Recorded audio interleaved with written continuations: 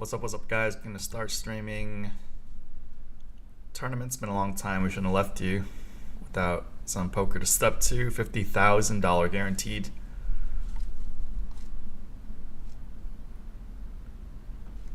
I think I'm. Oh, there. I gotta turn the visibility on to public.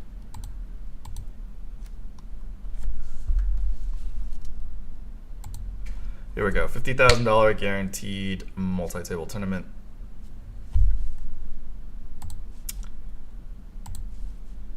Getting back in the poker streets since Los Angeles is closing down again, which is not the only one to say completely ridiculous, but that is life. So we all gotta adapt. A lot of my friends' restaurants have closed down. It's no good. Other businesses are hurting. I'll try to support them when I can.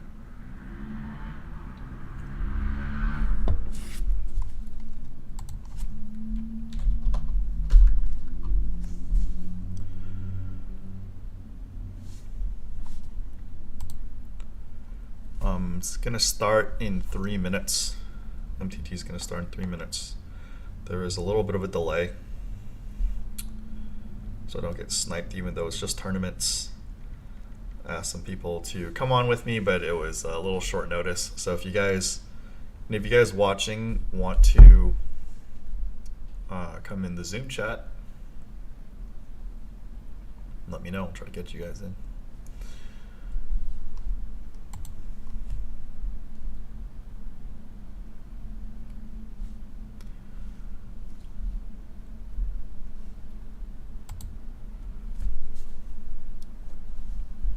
Come on in before I bust.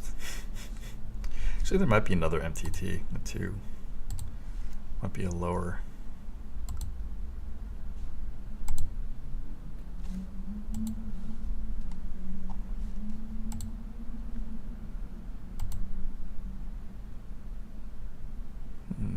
This one starts in. I guess I'll worry when we get there.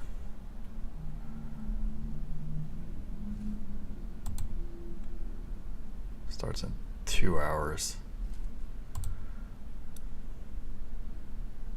But I'll figure it out if I get there.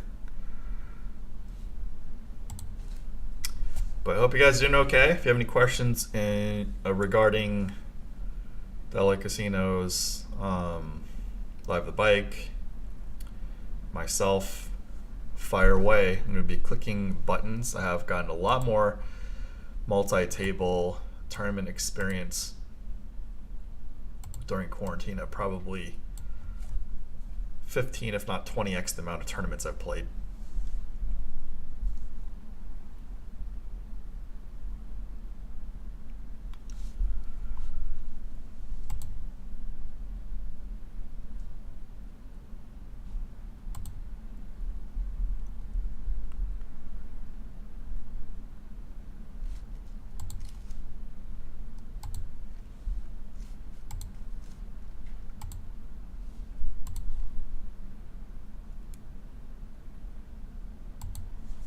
Hope I'm streaming in the right place.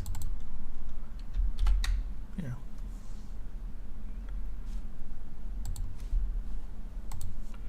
It's still not showing up on YouTube, so hopefully soon.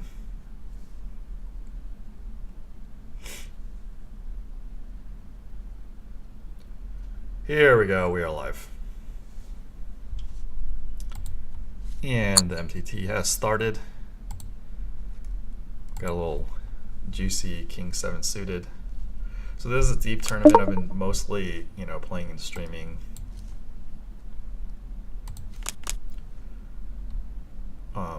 Like the turbos, and they're pretty short. Let's calculate the overlay. So players left.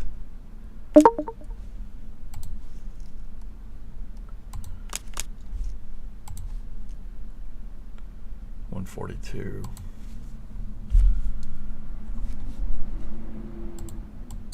What's up, Nick from Yuma? I'm on a bit of a delay. I'm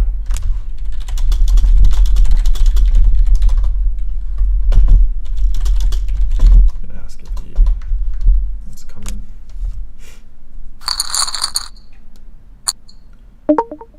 What's up, Andrew Nicholas?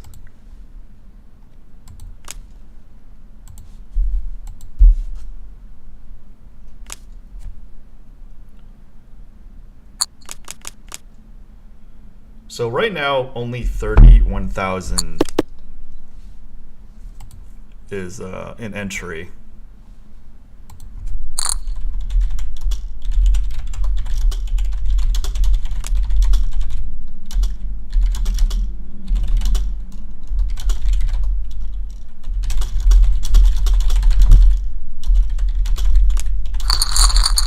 I'll email Zoom if they want to come in.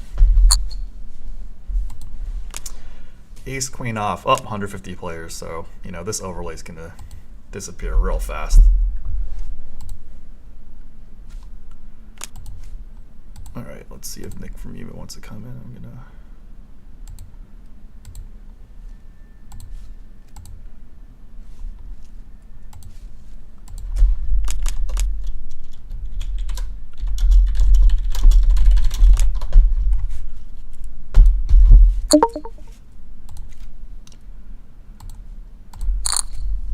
Usually just overrun here.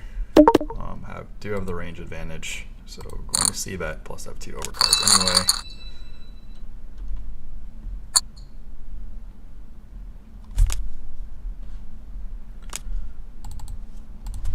LSB X old J36.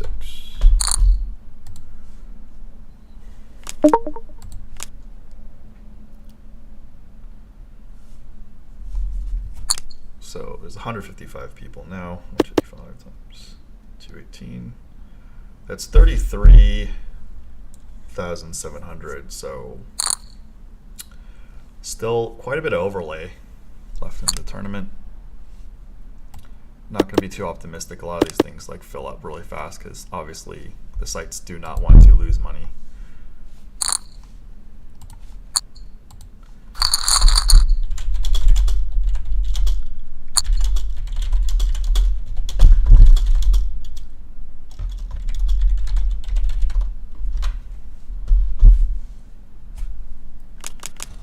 I'm gonna steal this.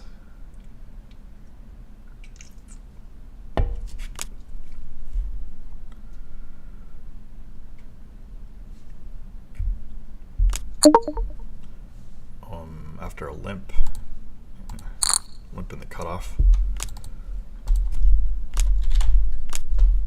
So easy chips. I put the raise up on my chips. Okay, that's terrible.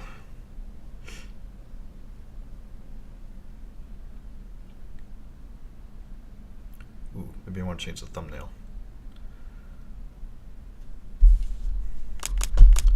Cutoff and button, big difference.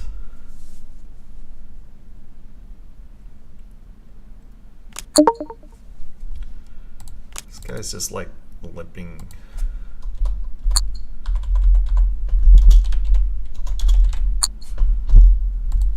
You guys get to see my old school online poker notes.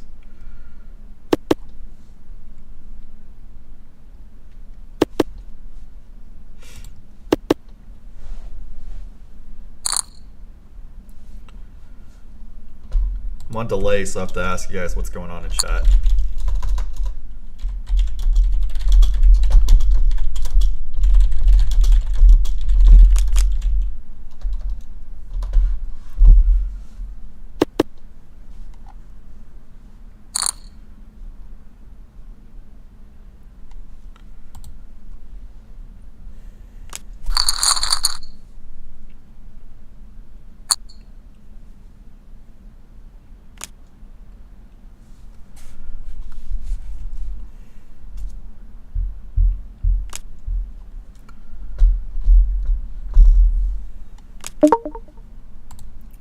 Let's get started.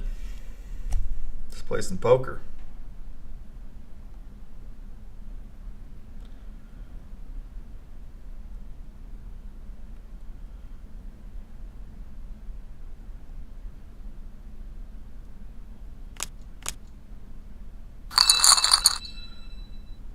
Chips are chips.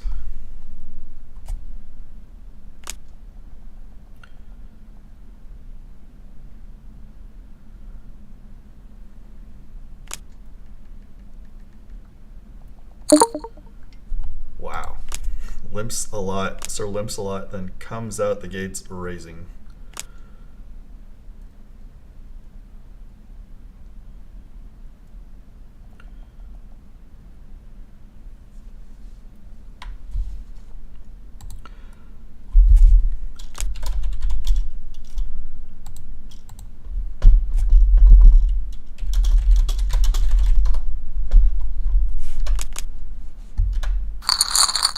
What's up, John Blazzini?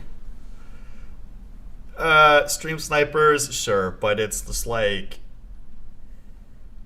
it's just an MTT. Like it's not like a cash game.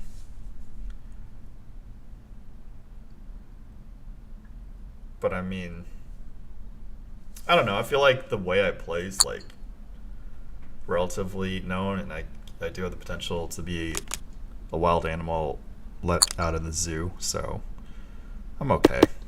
I mean, that's one of the things after you start playing on stream and then commentating, and it's just like, you know, cat's out of the bag. It's best to hide some of your tricks, but, you know, career change.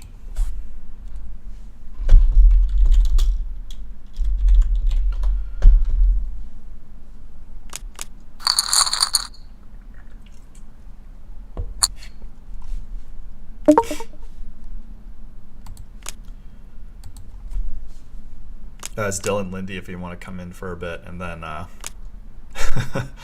he was like, he's busy doing his own stuff. I'm like, I'm just clicking buttons, having fun, whatever, and hope to bing. There's a lot of bass coming from my mic.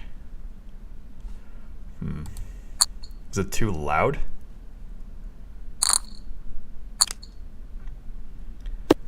I don't know. Don't know how to fix the bass. Oh.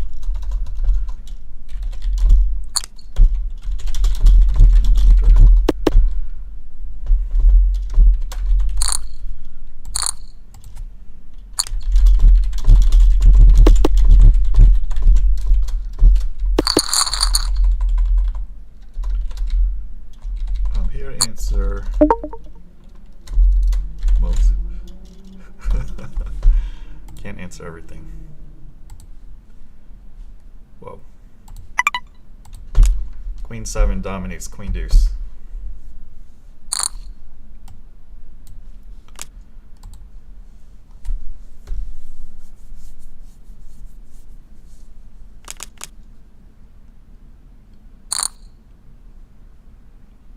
Let's hope I don't bust too early.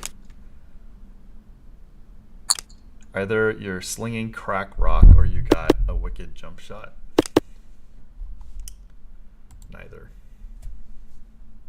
How do you like the Doug Polk versus Daniel Negreanu matchup? I get some inside info from, you know, buddies about how things like the EV looks based on the play. You know, obviously the results don't matter that much, but it is possible that, I mean, not possible. Definitely Daniel Negreanu is going to fare better live. I think he's drawing dead online against Doug and a lot of people. Definitely going to 3-bet here. I am going to go larger sizing.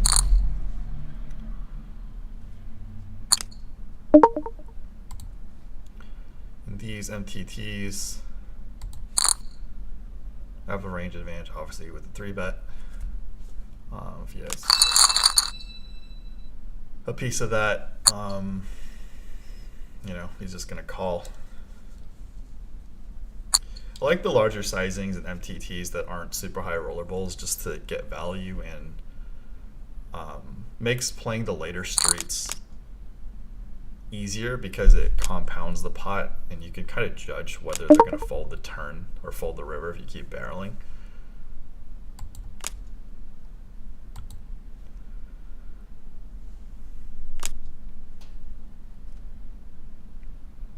Appreciate you guys for tuning in. I don't know how often I'm going to be doing this, but I will be when I do. Mr. Win You Lose sounds like a shit mech keyboard.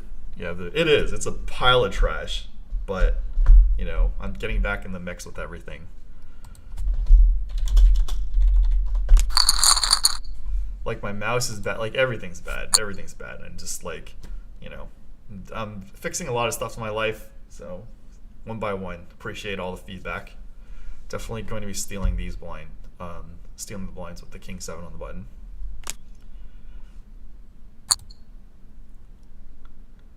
Mr. Win You Lose, you're OG, so you've now been modded. This dude who was like limping, this Will I AAA limped, cut off hijack, and now he's straight out of the gates raising, so.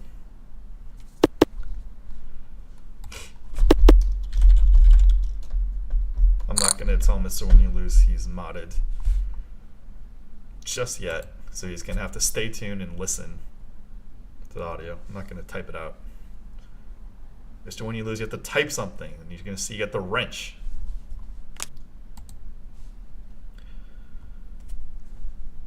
I have not watched Queen's Gambit, guys, so have you guys watched it? You guys have any recommendations? I've been really out of the mix. Been playing poker. My last 2 live sessions were losing, but before that I was doing pretty well. Okay, so there's 202 people. Let's redo the math. 202 times 218. Okay, so 44,000 right now there's 6,000 overlay. So it's probably gonna disappear real quick.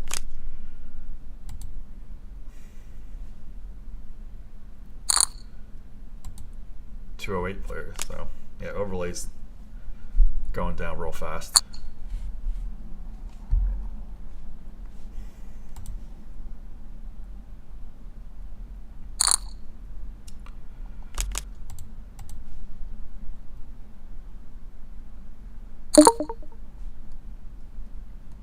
Man, this guy limping. Will I am. Limping now, strip swinging.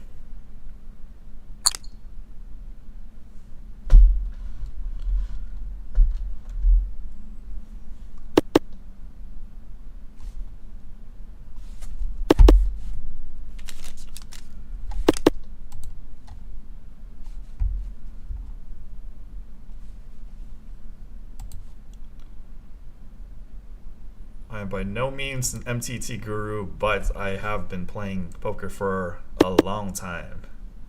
Yeah, Polk backing up the Brinks truck.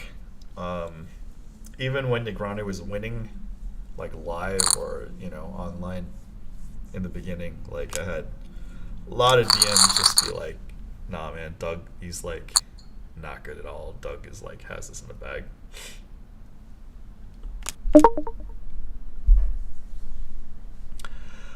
No, Mr. Win You Lose, I already played Doug Polk Heads Up on Live at the Bike. It is on this YouTube channel. No need for me to revisit that. I was better then and he was less practiced then. Actually, no, I guess relative to the field, he was probably higher rank when he and I played and I was just like on my way out. But I learned a lot of stuff even playing him. I was just like, oh, I just never thought of that.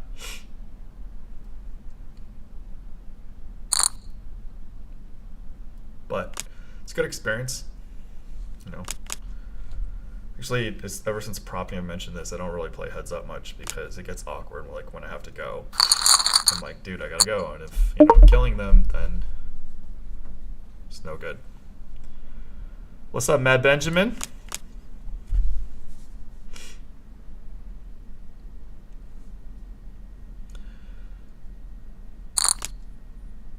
I'd play Negroni Heads Up online. I'd do it all on camera, like if I'm gonna do it. Not saying who's the favorite, but I'll do it for the videos.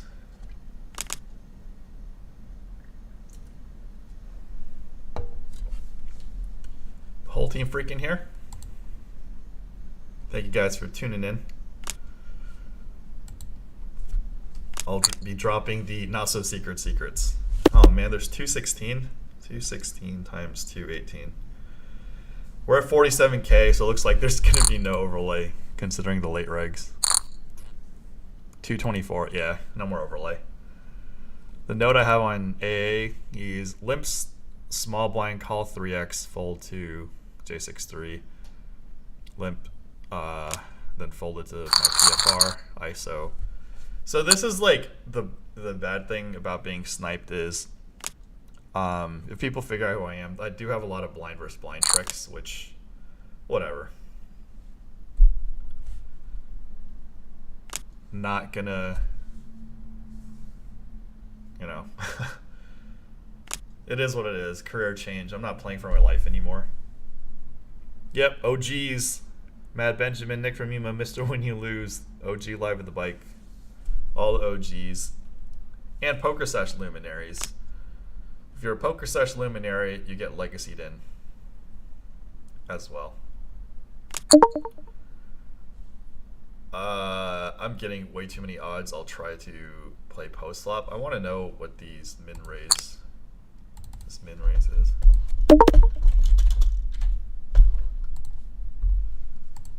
No pair, no draw. Awesome. Buy-in is 218. Sounds like he has a C bet, and definitely C bet 80%.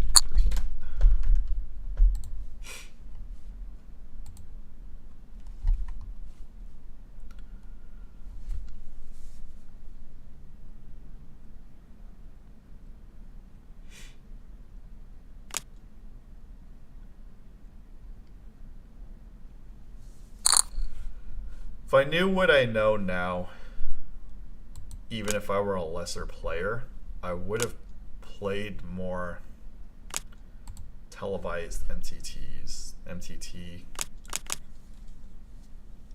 tournaments, because it doesn't give away that much of your cash game. I was always too paranoid to be like, oh my god, like it shows if somebody sees you playing an MTT well on camera, like if you final table, yeah, they're not going to view you as like a fish, but it doesn't really affect MTT play that much, or sorry, cash game play that much, because people are already going to expect certain people to play well. Like what I definitely learned over quarantine is like when I played, ever since March 3rd, like even before, like just people didn't classify me as a rec. I may not be like the best player, but definitely was a pro. I can flat here, I guess. I could try to outplay people post. So this guy 3x'd.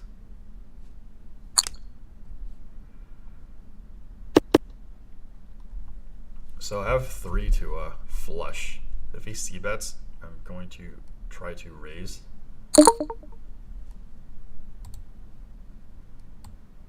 Rest in peace, me. And then I'll try to take a couple cards if he calls. I mean, 3 bets, of course, I'm going to fold. And of course, I'm going to get punished here. FML. I need some backdoors. I'll take a king too.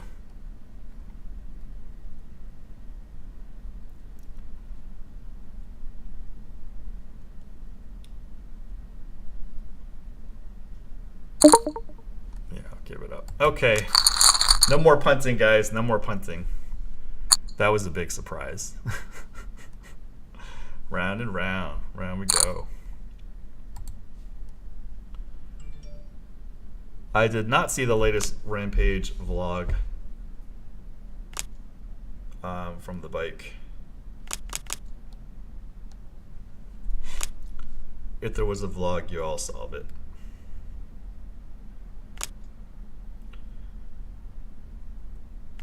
Thank you, Thello, for the like on Twitter.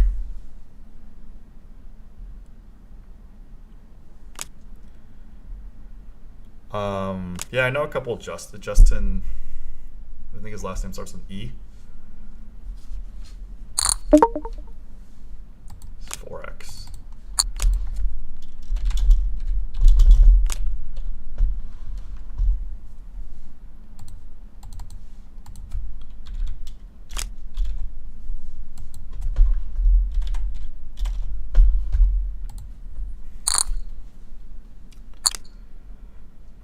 Everyone gets to see my donkey king jack suited hand earlier, so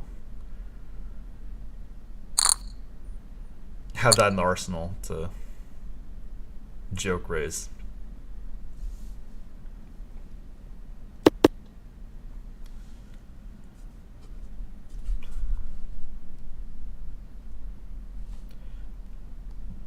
Mr. When You Lose, did you know Infinite Stacks on Twitter is Lyman? So if you want to continue with the poker sesh, follow him. And I'll get Lyman back on this channel as well as the Pro Gamer Podcast channel. So you CC Ford AK off.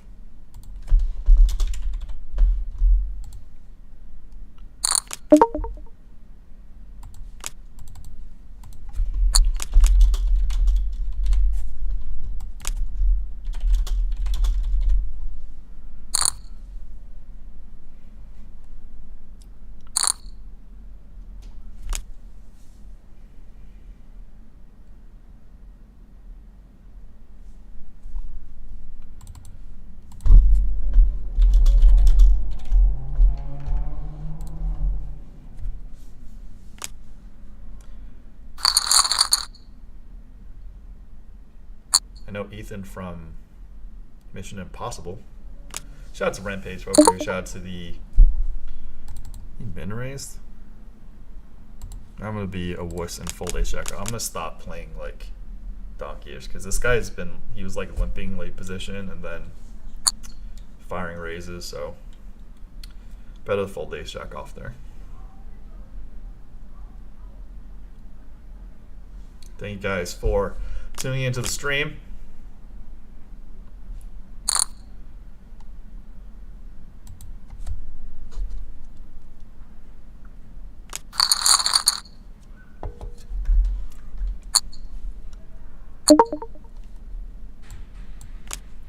So when people limp like this Will I Am guy, you generally want to be wary when they raise because they're usually obviously limping with the lower range. Nick from you, when you get hit a flop, you know it's hard to flop a pair.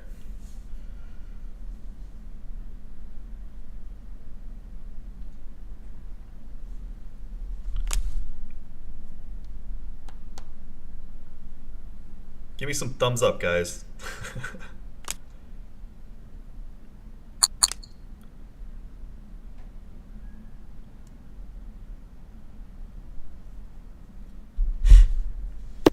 Oh, I would have flopped bottom too.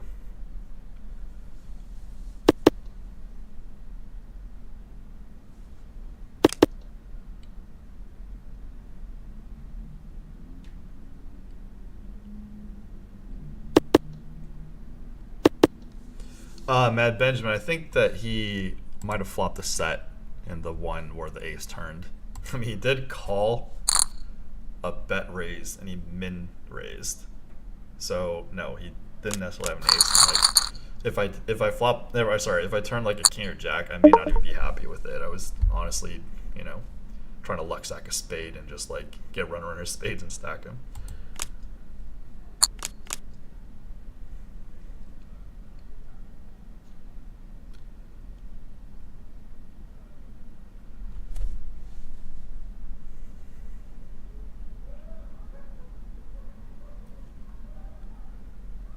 Yeah, Justin Escalona, he's got like clothing stuff. He's an Instagrammer.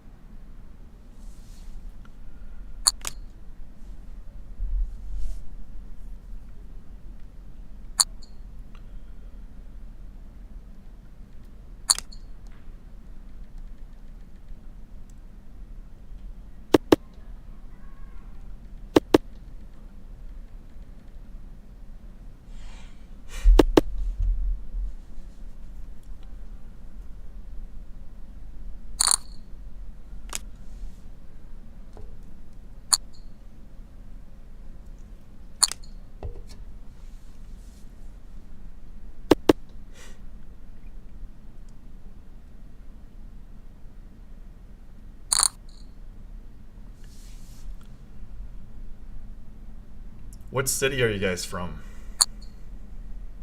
Is there lockdown going on there, or how's the mask situation?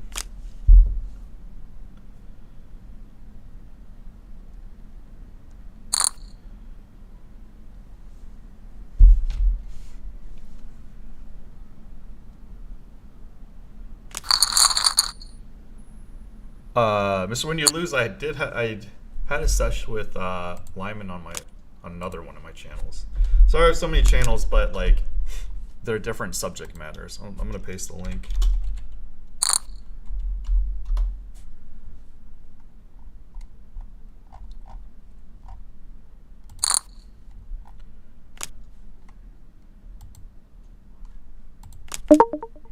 Whenever he had a big win, it's like all the pros are just like,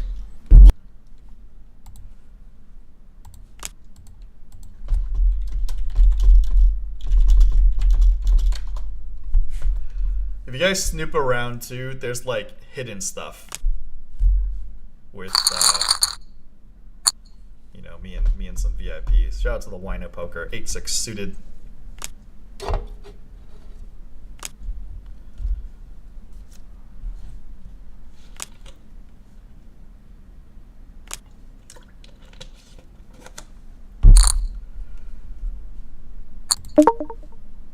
Yeah, loose call. And I donk off chips. This is how we're gonna lose tournaments. We just make these stupid loose calls in deep stack tournaments. And this guy like min raised, back raised UTG too, so there was like a high chance he had like something real, even though he PFR in the hijack.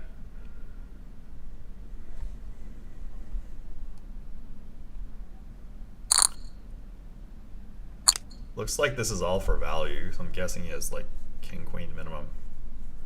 Let's see what he does on the river. The ace is actually like a blank, so he probably has top two. And just like ripped.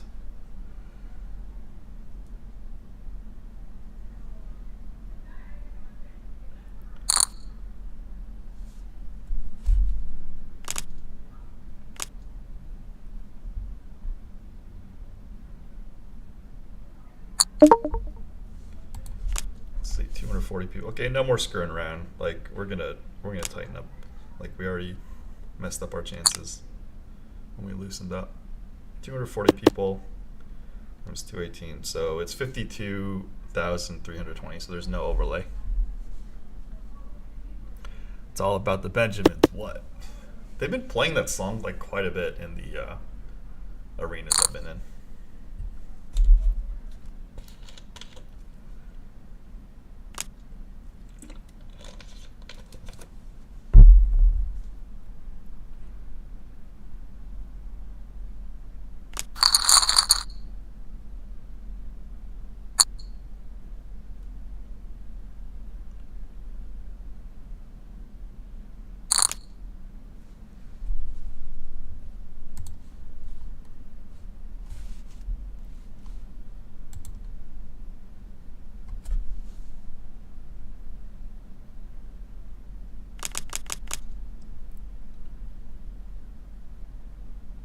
Holy cow, we've been here 30 minutes already.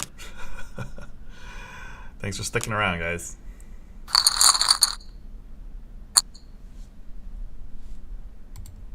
I still got chips, so what's this min raise?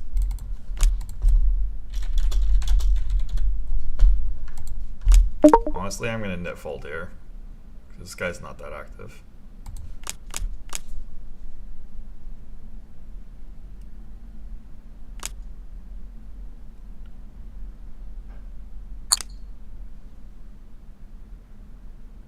Yeah, Mr. When You Lose, Lyman said, poker is a contest to see who cannot gamble the longest. And he taught me that lesson, and I've definitely taken it in. It's easier to just like sit back and not be under the pressure of needing to win. You just pick as many good spots, and sometimes they're big spots. But just like, yeah, not playing for my life has definitely been a positive.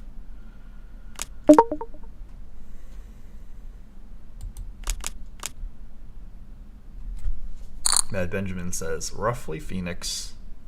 Masks required in public buildings like grocery stores, but everyone seems pretty chill about the whole thing. Nick, for me, I think today is the last day that the LA casino is going to be open. Then they're going to be shut down supposedly until December 20th. But even then, you know, may not be open.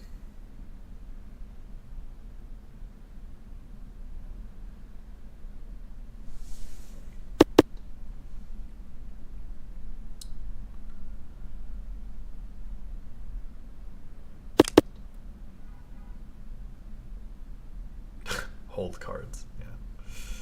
Shout out to Joe Stapleton. Already moved in LA to a different area, so.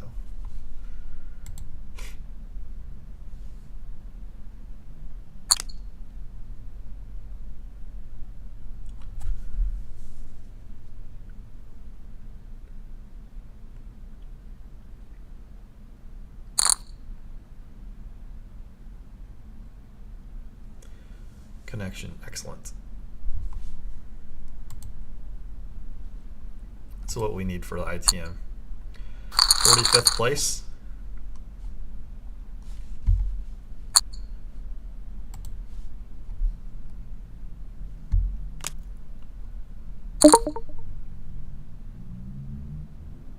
Definitely holding. Look, 8888 chip stack.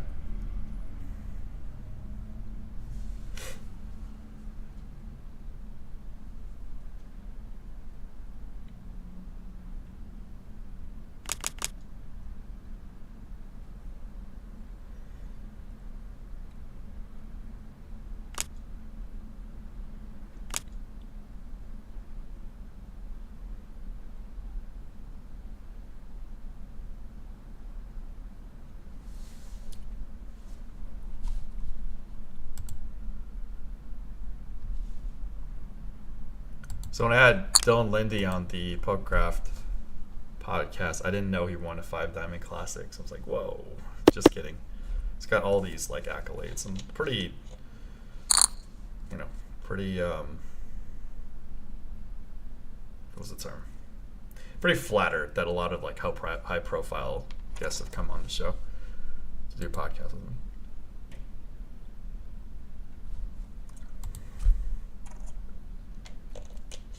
Really want to do a bit like helping people navigate the poker scene in LA.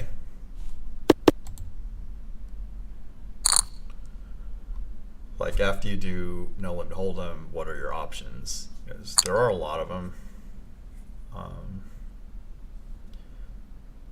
Like I constantly say, poker is not just the No Limit Hold'em you see on TV. In fact, people get fairly fed up with No Limit Hold'em. I got the aces.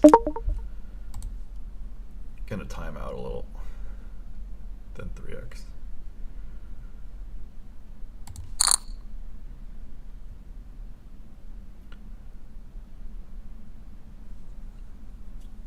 Gonna take the blinds.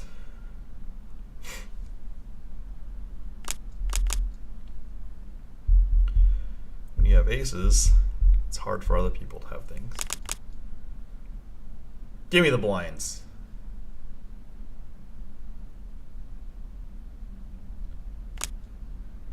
Standard. Well, if they're gonna play this tight,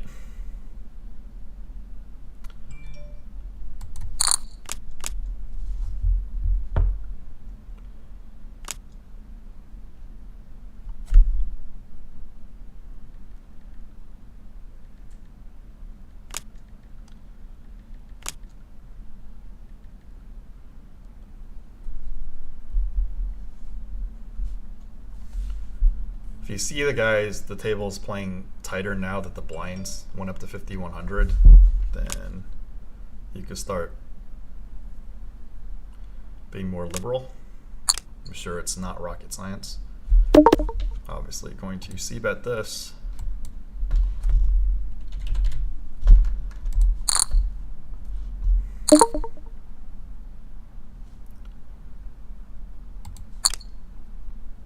Or do you check raise there? That's strange. I'm going to end this tournament real fast.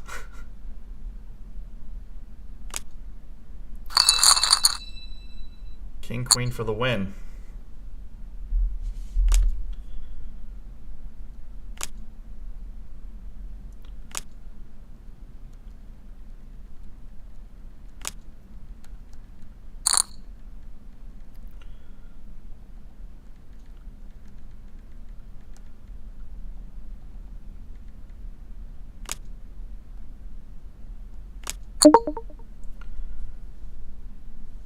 I'm just gonna call. Definitely not.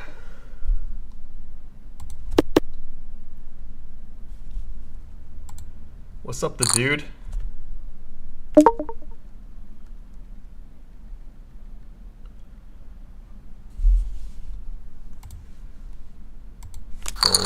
The dude is old school, so he's got the wrench, but shh, not gonna tell him until he sees it for himself or hears it.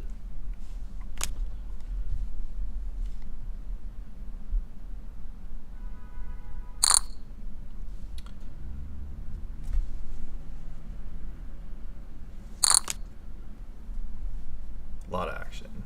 A lot of action.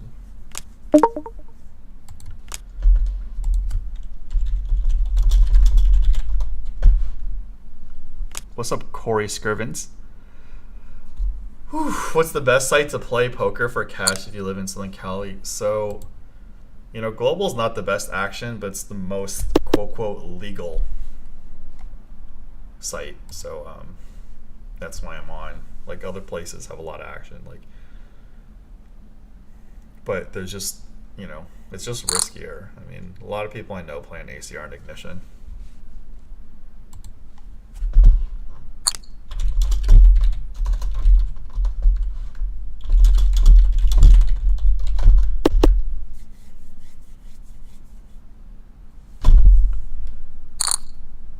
What's up, CZ Zephyr? Is that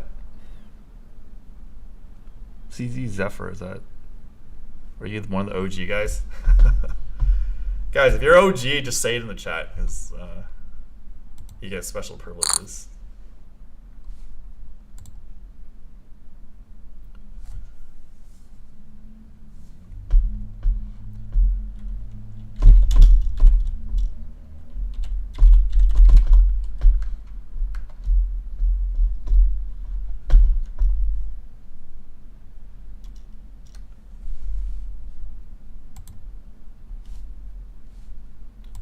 What's up, Gators Rock Tim T? Thank you.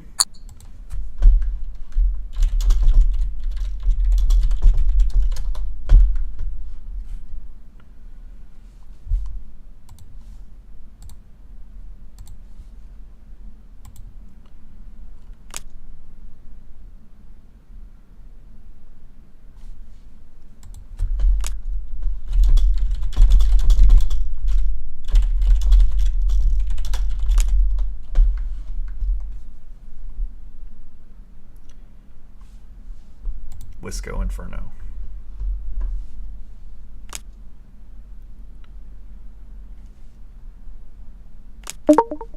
Steal.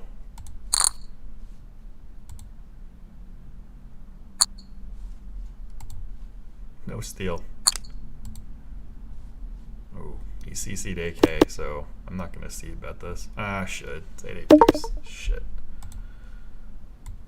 I'm gonna go for a bigger size.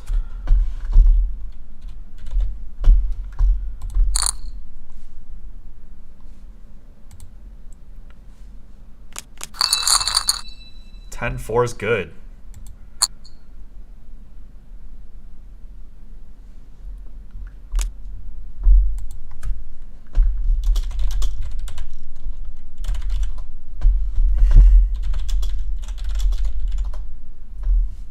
And you start typing on the phone so it doesn't show my whack ass keyboard.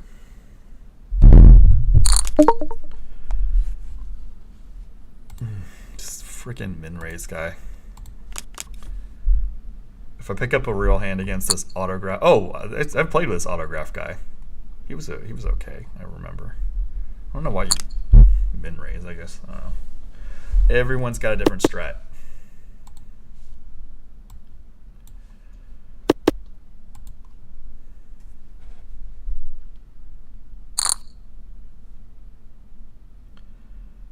How you like them apples?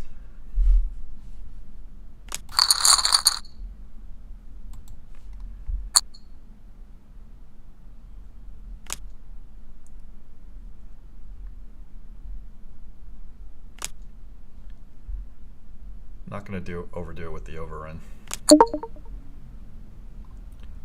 This guy I mean, I should just like PFR 5, but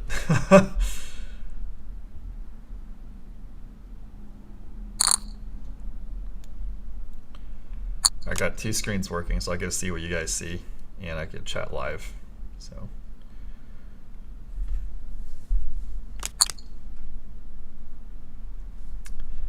Three diamonds. I would have flopped it. I would have flopped the stone cold bluff scenario.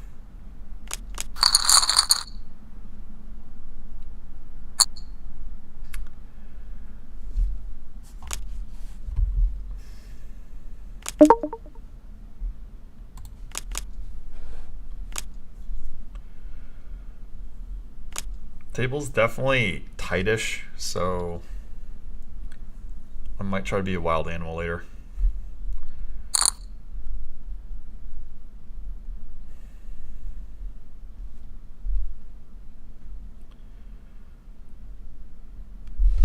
Fenris Wolf.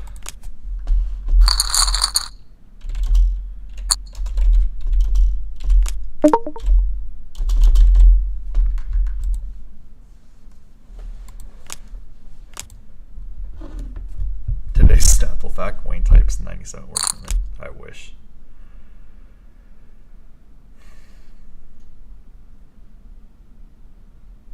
Used to go by Check Rebel Worm, aka Rick. Oh, is Ricky that you? All right, Ricky, you're. I think I messaged. Did I DM you? Either way, you got the wrench, but I'm not gonna type it in chat. Wrenchers get to see it for themselves after they type and after I wrench them. You gotta stay for the 4-minute delay. Oh my god, there's 270 people. Definitely no overlay. Thanks for tuning in, guys. 270 times 218. It's 58.86.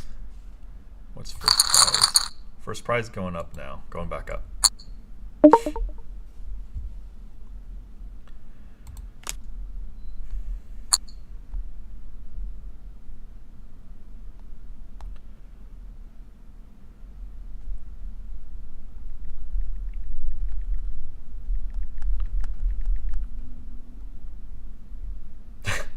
Can't believe you still know someone called Worm. Yeah.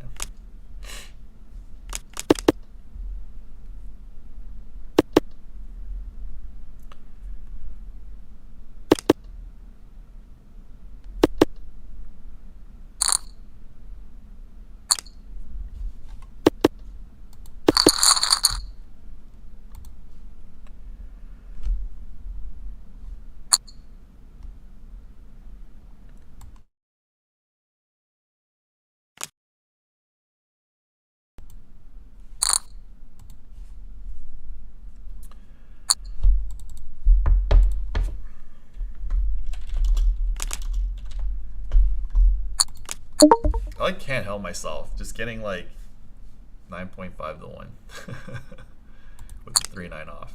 You know, flop a 9 gets stacked. Turn 9 gets stacked by 5s. How many left in the tournament? 277. This middle number, so it shows my current position. I'm 71 out of 277.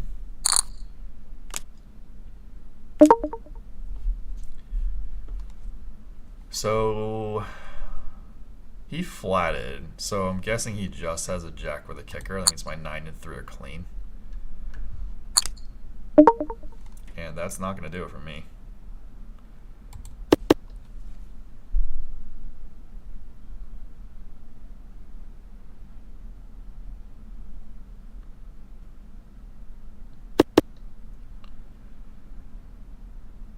should check behind. If he doesn't check behind here, he's got a big hand. Gonna give him credit. Just lost chips off the 3-9 off, you know.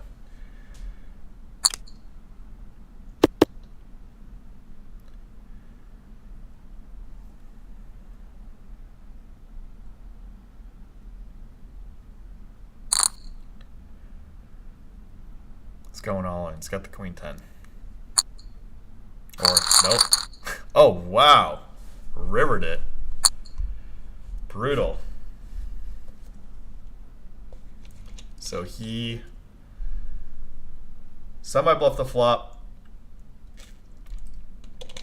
He was a favorite against me, though. He had overcard, flush draw, straight draw. And then I'm presuming this Buckley's guy turned to king.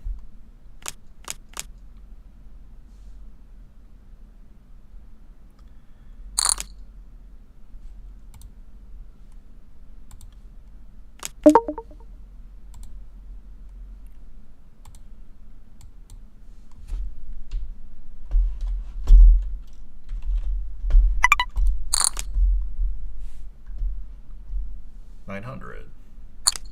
I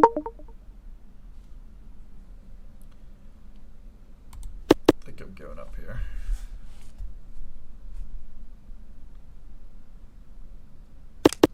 I think you're gonna. Hoping he has a pair less than 7.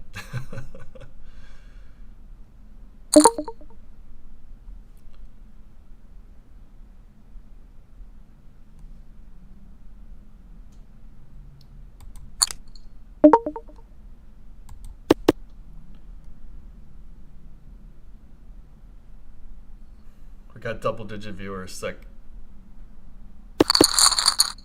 Oh, yeah, the 10. Either way. I had outs.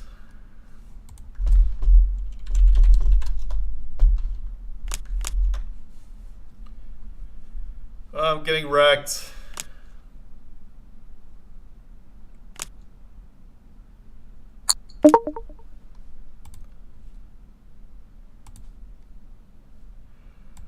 I took a beat, so I don't want to steal.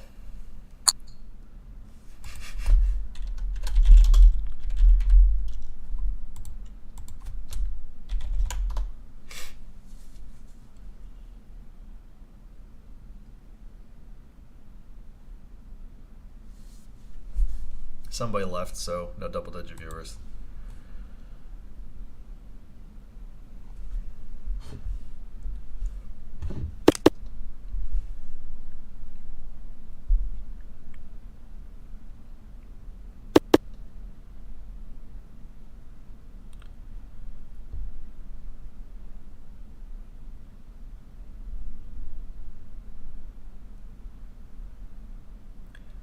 Shout out to the Doublemint twins.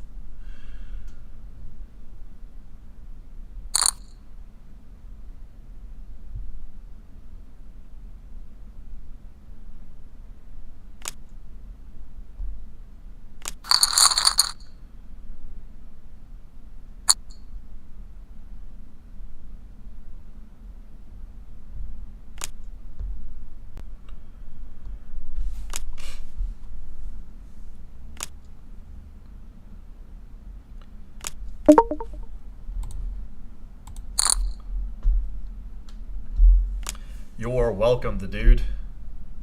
Come on, Buckley, just fold. Oh, he calls. It's better than him shipping. Ooh, I got the bottom end straight, so I'm going to c-bet.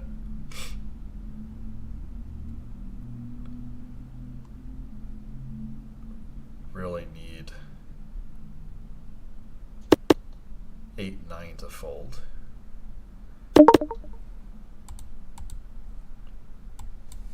Definitely want to go for a larger sizing to prevent people from coming, and if somebody does call, I should have clean outs. 4 high like a boss.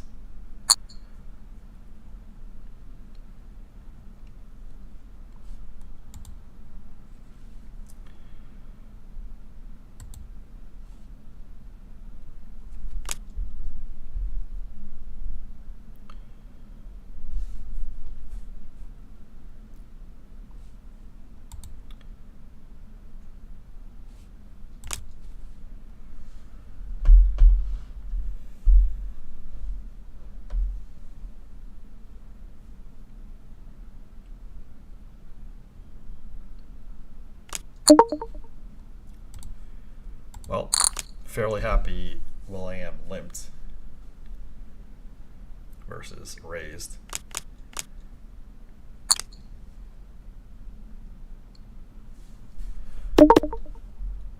Difficult for him to have a 9, but not impossible. I'm going to make it 950.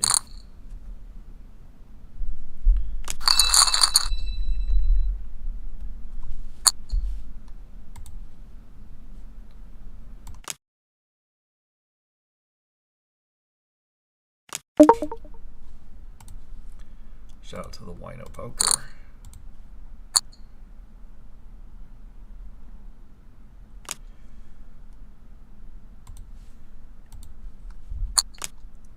This guy cold called Ace King last time, so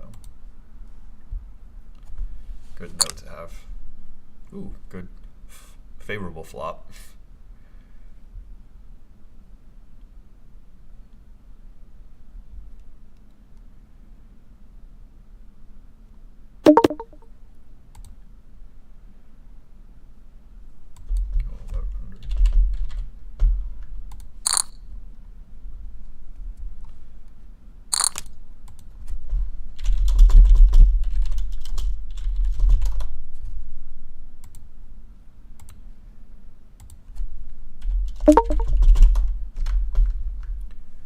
What the heck? What's he min raising? Well, definitely not folding, so.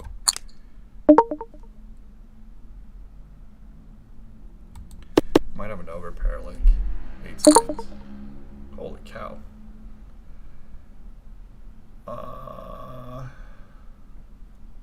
This is so weird. I'm gonna give him credit for 5s, I guess.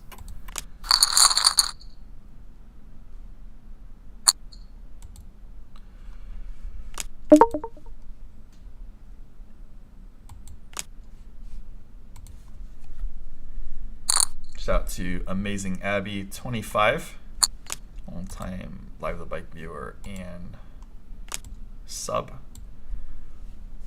She did the timestamps for a lot of the poker crafts, so appreciate that, Abby.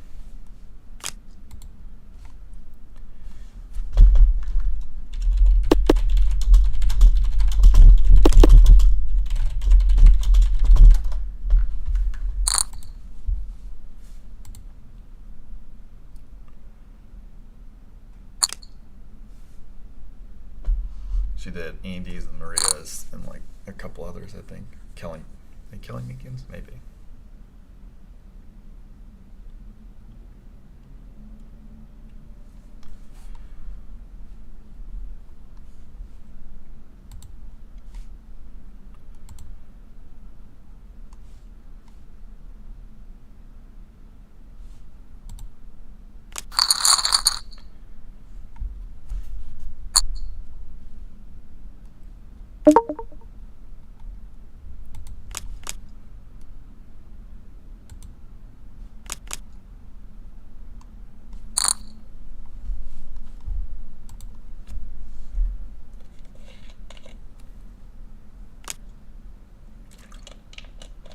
Min PFRCO.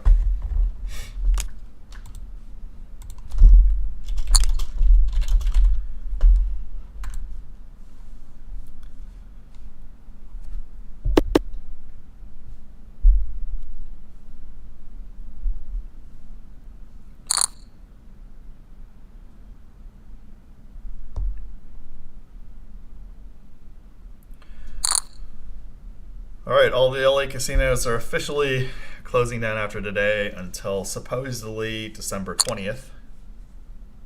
So we'll see.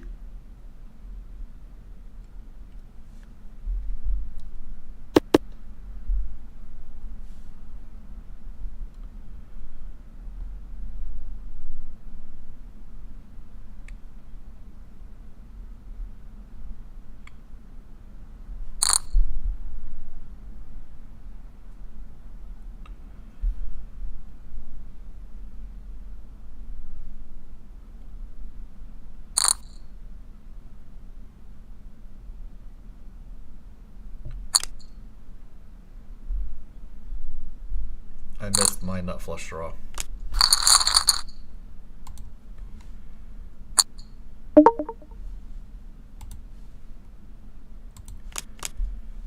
Oh man, I couldn't play the wino poker, so.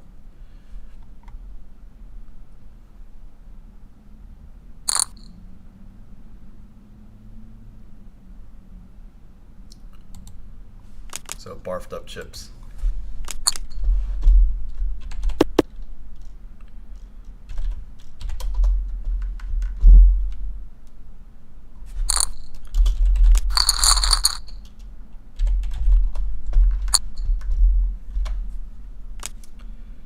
Ace-8 suited in the BB, above average. Defend for a raise.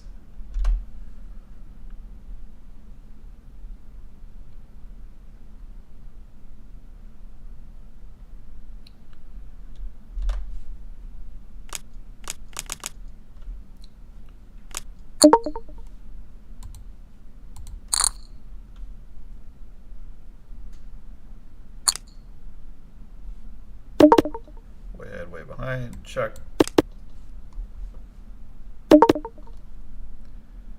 Check again.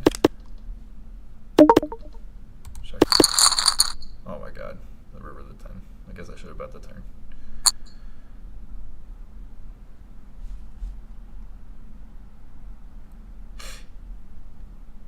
I don't want to get check raised there, especially checking the flop, so I don't want to.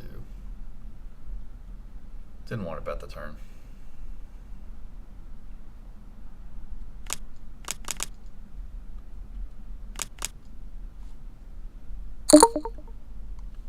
Wow, it's a very large raise.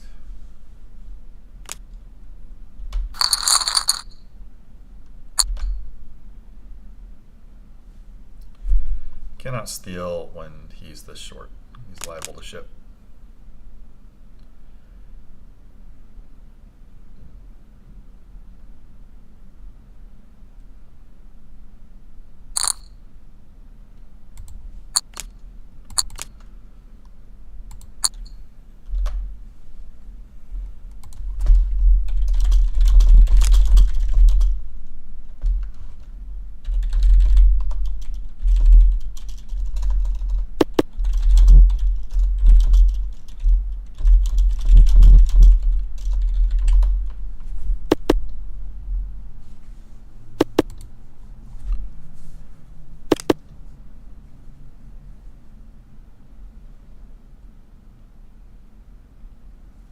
Thanks, Ned Benjamin. I'll check mono price for an expensive keyboard, some mice and other goodies.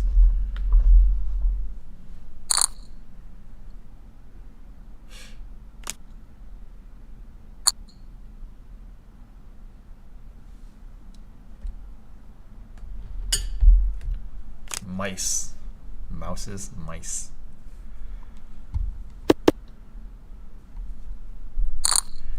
Wow, I'm 218 to 289.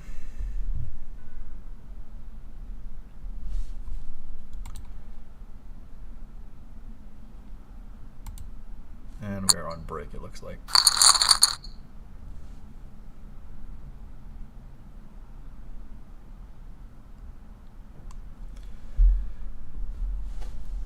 We are on break, so BRB.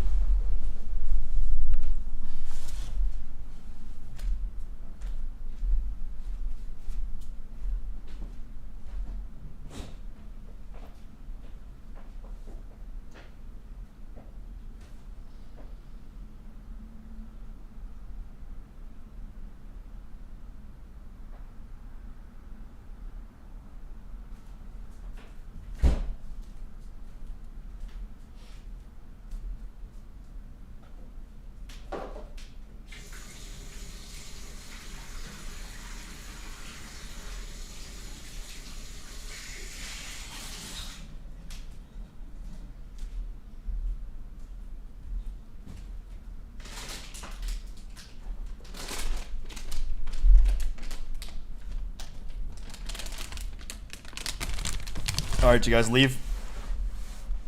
Lucky Chances and that stuff is still open. Just closed 10 p.m. to 5 a.m. after tomorrow. Well, LA's completely shut down now, so because of the curfew, I think California's going to end up doing shelter place again. Yeah, it's cold, but it's pretty brutal.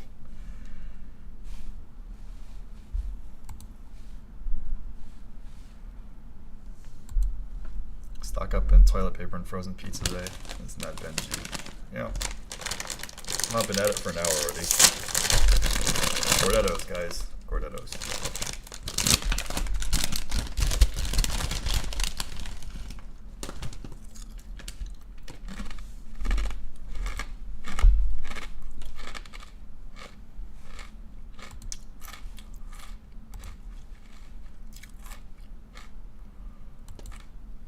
I'll mute the crunching.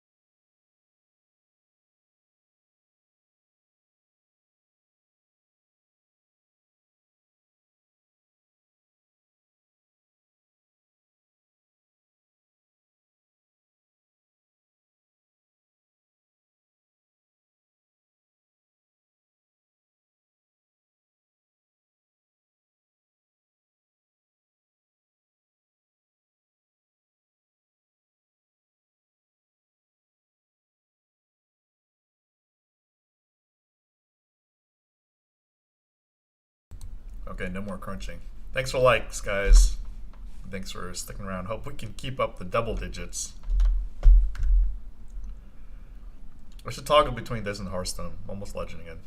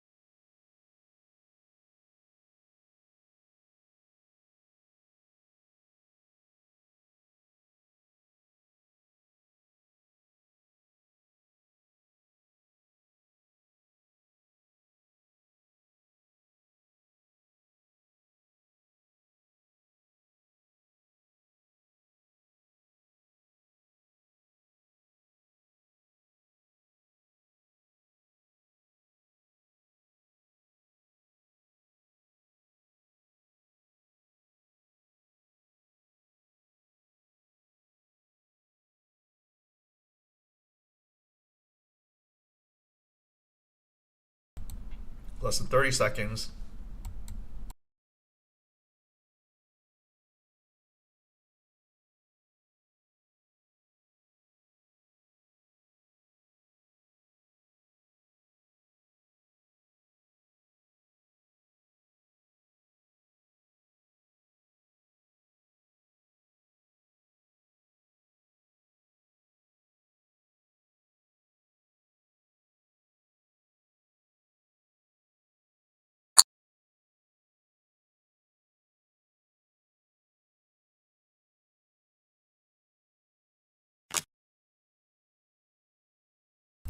And we're back.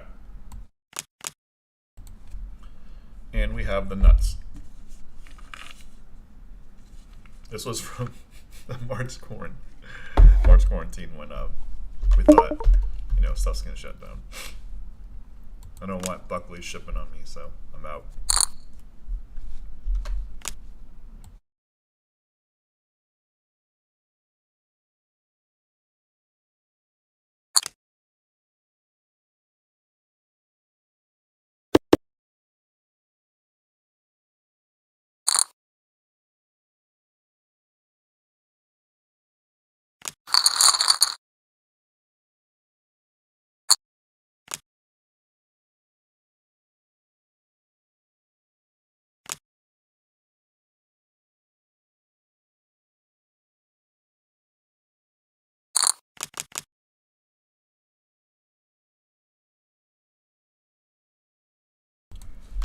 Yeah, man, good for Bart Hansen. He was on Money Market too, and just like really quantifying things well. The real-time news stuff is just like crazy, man. It's just like anything to set people off. Humans have a bad time dealing with like real-time.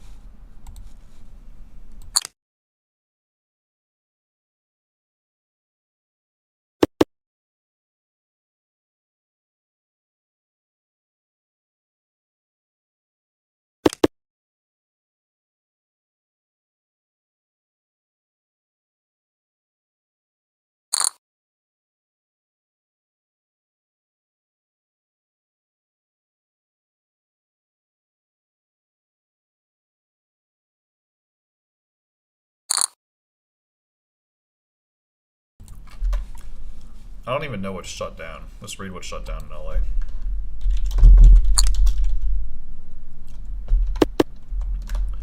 LA shut down today.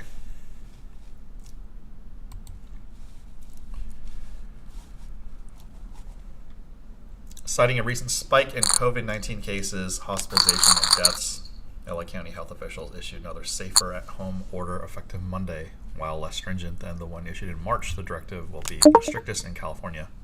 Grab your 40s. No. The directive will be the strictest in California, which has already prohibited non-essential activities in much of the state, including LA County, between 10 p.m. and 5 a.m. every day through December 21st. Oh, it's not even like that bad. New restrictions will be implemented through December 20th. Here's what Angelinos can expect over the next 3 weeks. Restaurants, breweries, and wineries. County health officials already shut down outdoor dining on November 25th, noting that diners not wearing facial coverings during their visit means higher chances of transmitting the coronavirus. The city of Pasadena has its own health department and has decided to allow outdoor dining to continue. Okay, cool. I was just at Pasadena. I was just at Malbec yesterday.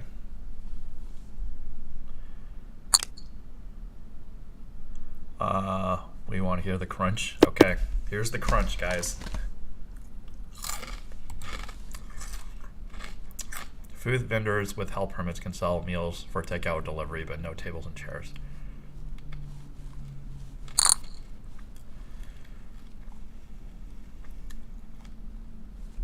Essential retail, 35%. Personal care services, including salons, tattoos, massage parlors, 25%. Services must be offered by appointment.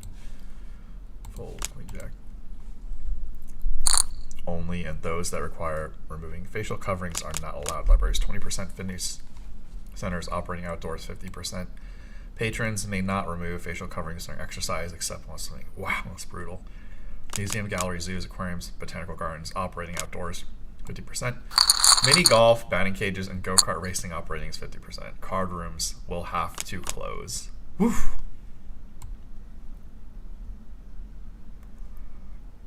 Schools, daycare, and schools have welcome students such as those that receive waivers or offering special classes can stay open while following health protocols. No kings.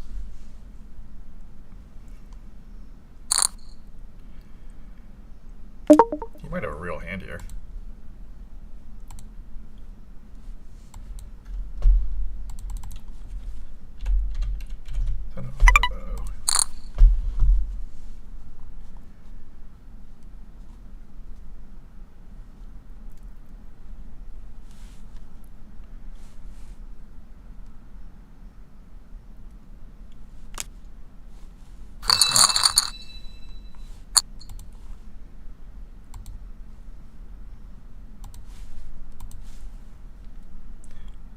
What's up, Kevin Seo? I gotta mod this guy. He came out for the great game of Pot Limit Omaha.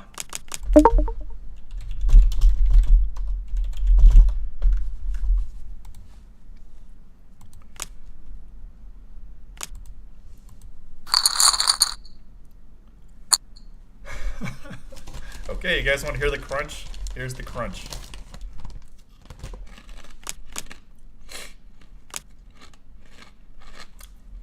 Oh, amazing. Abby says the ASMR crunch.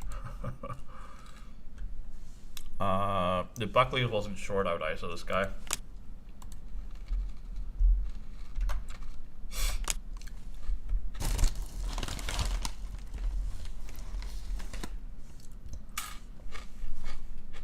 Kevin, how you been doing in PLO?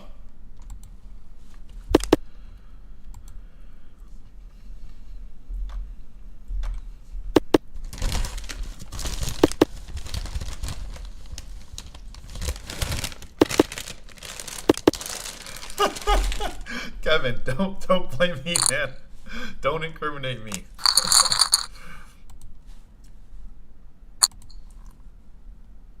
It wasn't me, man.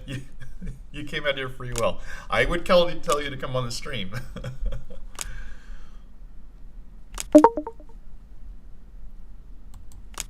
These Buckley's guys a thorn in my side. All right, no more crunching, guys. It's game time.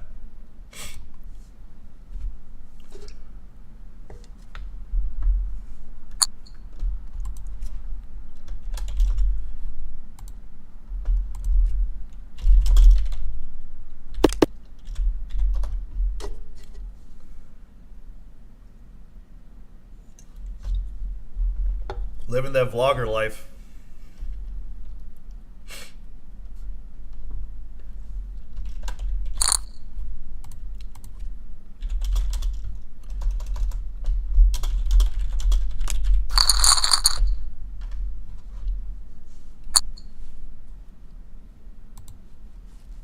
Kings.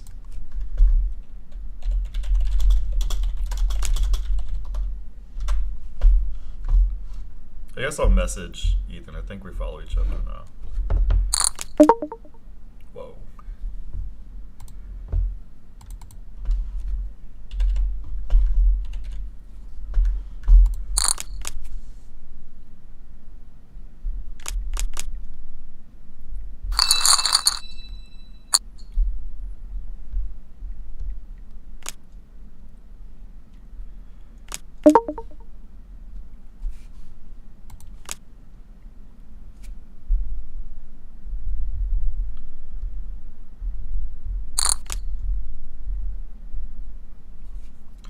I just hit up Rampage Poker on Instagram.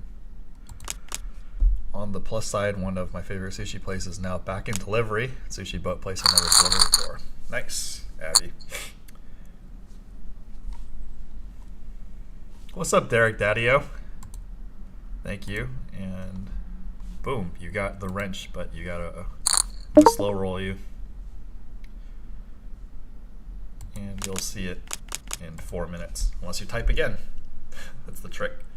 Hitting double-digit viewers, because I'm sick with it.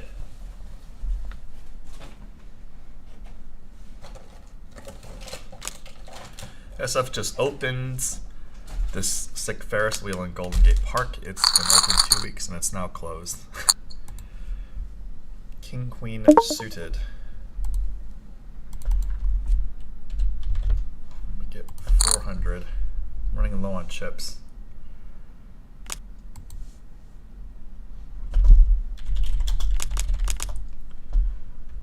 Cost $1 million, yeah, oh my gosh.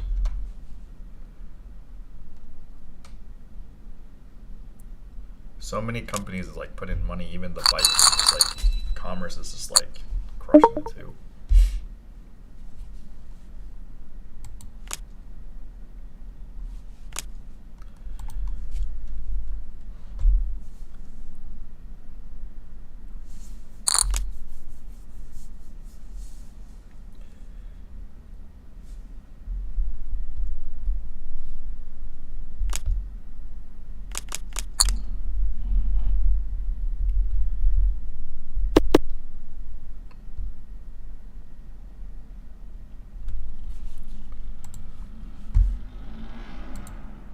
Kind of blurry.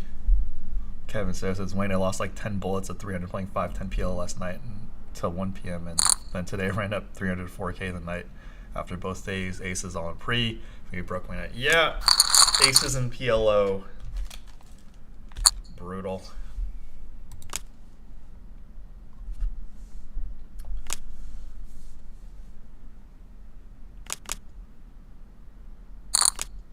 Kevin, text me which games you're in. Well, definitely not folding here, but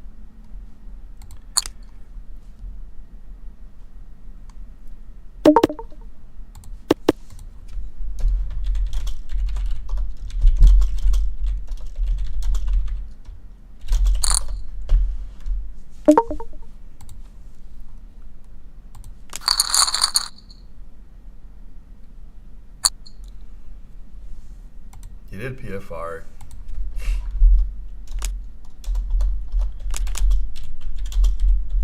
MP before.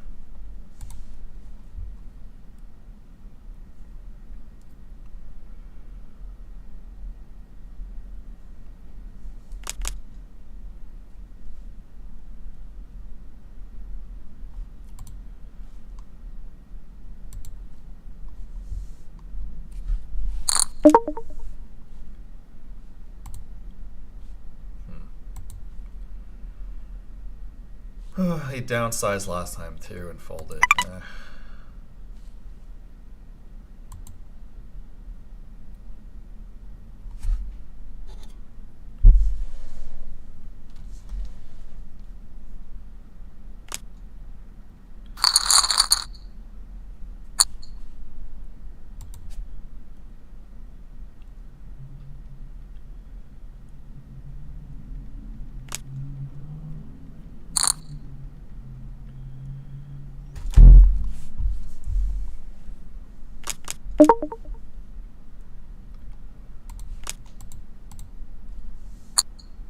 This guy's into the min PFR, but he's short on chips, so it's not indicative of much.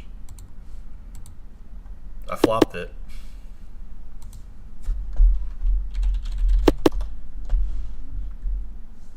How deep are we in the tourney? There's 273. I mean, let's see. It's been going for about an hour 20.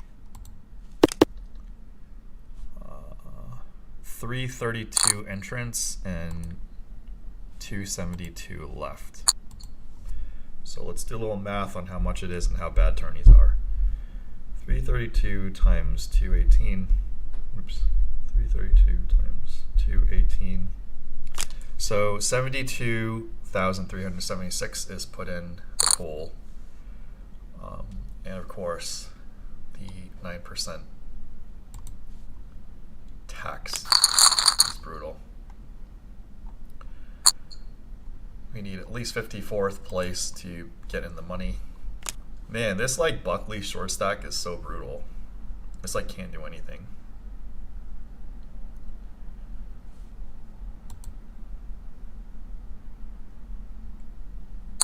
I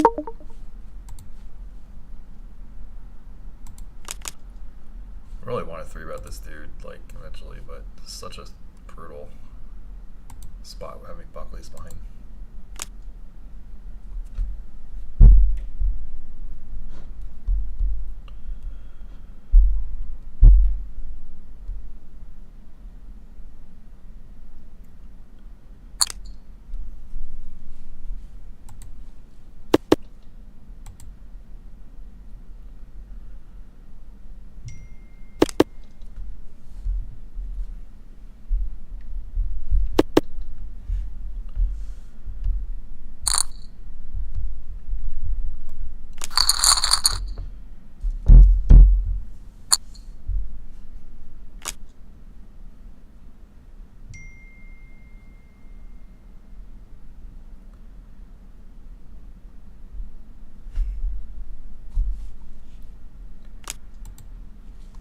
Ace and a 10. Get a 5x and of course call off Buckley's if he goes with it. Probably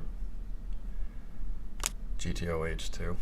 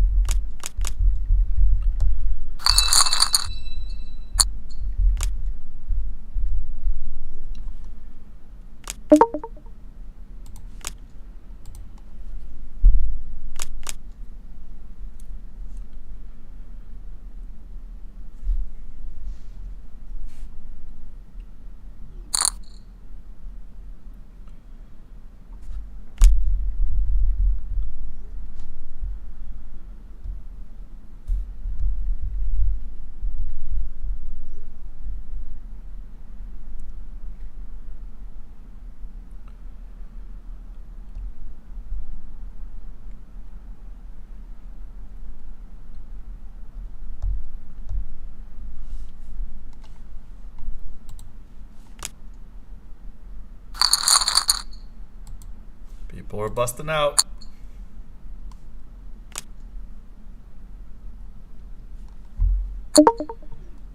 Tight is right, guys.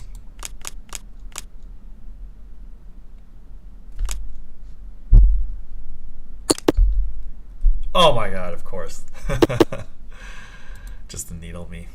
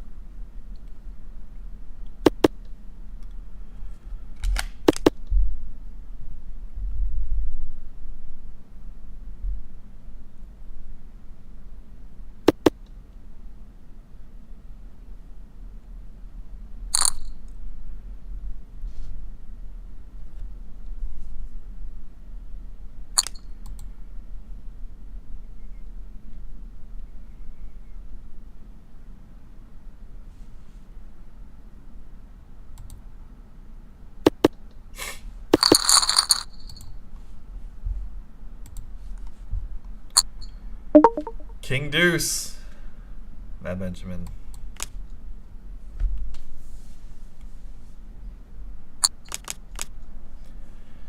Wow, this guy limped.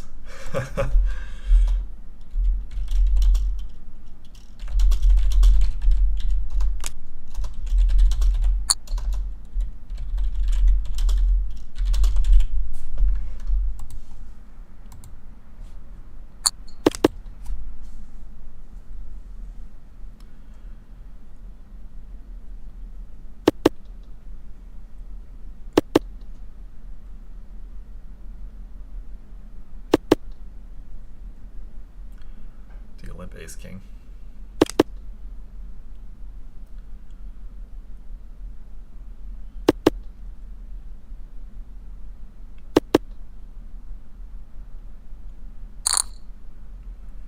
Then bet.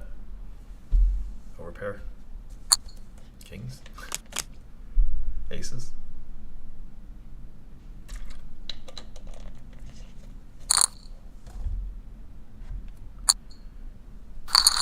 Tens.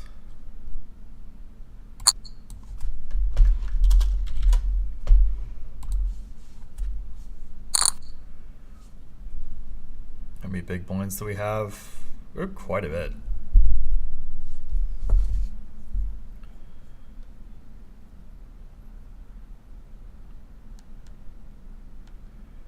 We have 45 big blinds. average is 12,623, so we're slightly below average.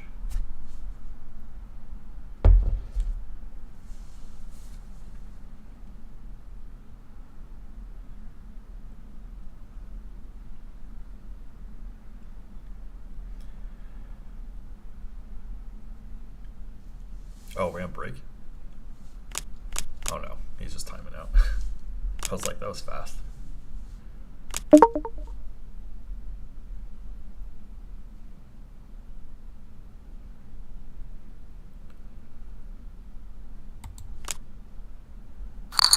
A lot of people busting.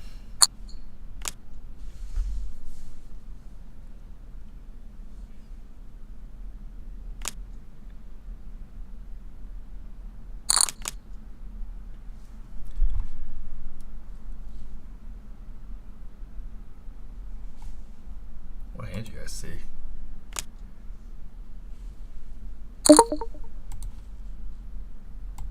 Will.i.am rips it. Gets kings. Wow, kings against aces. Brutal. Oh, my 9-7 is okay. I play bad.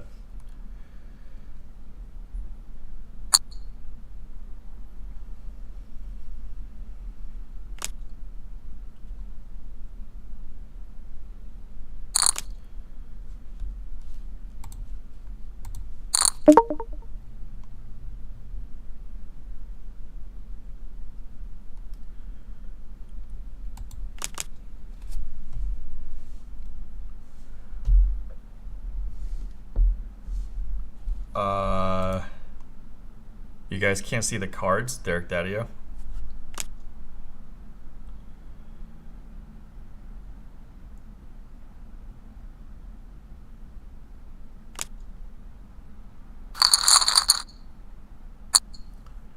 I don't know what to do. If you guys have any advice on how to fix that, that Benjamin can see. Some good guy. Let's see if I can punk him. Oops. Oh my god, I misclicked so bad. I hope I get this through. Oh.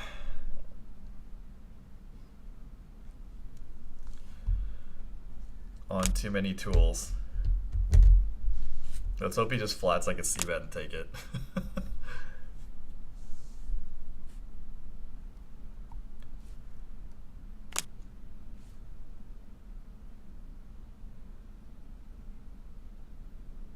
Fold or flat?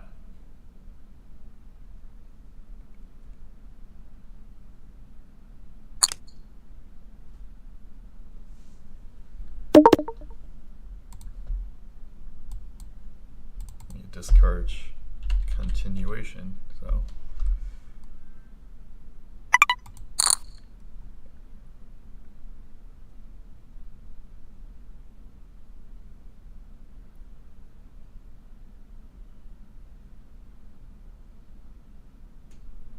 Let it go. I got it.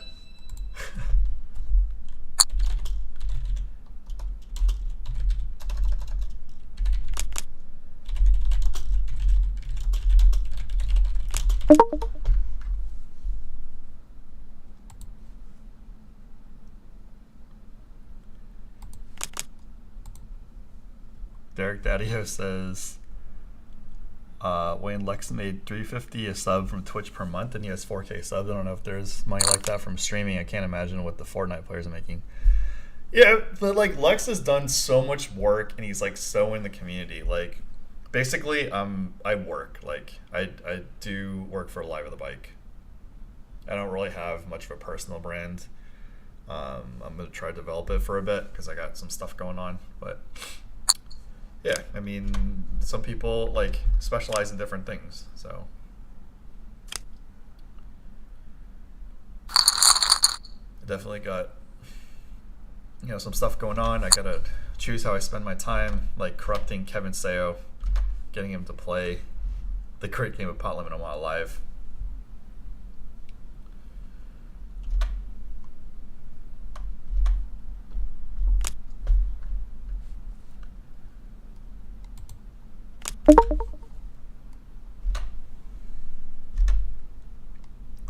So to clarify the Jack 3 offhand, I was going to 3-bet pre, but I was going to size a little bit bigger, and then of course that's a favorable flop when he just flats pre.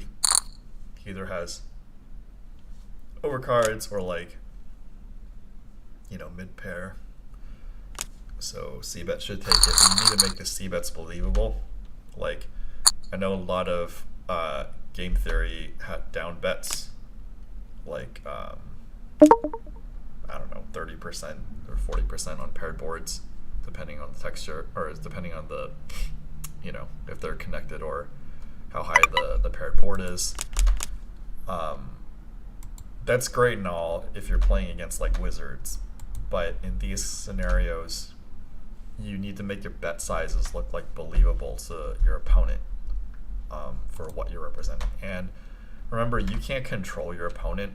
This is one of the big things. Like when I'm commentating, I'm coaching people. They're always like, "Oh, I tried to do this, and then you know they didn't behave or they did something weird." It's like, remember, you can't control other people, and you don't need to like try to explain like what this guy's thinking. You just make your best guess based on your knowledge of the player, live reads, integrating your strategy, and just like, you know, and remember, if it doesn't work, it doesn't mean it's a bad play. And if it works, it doesn't mean it's a good play. You just have to be like, okay, what was I trying to do? What was this person trying to do? How did that interact? And then kind of go from there.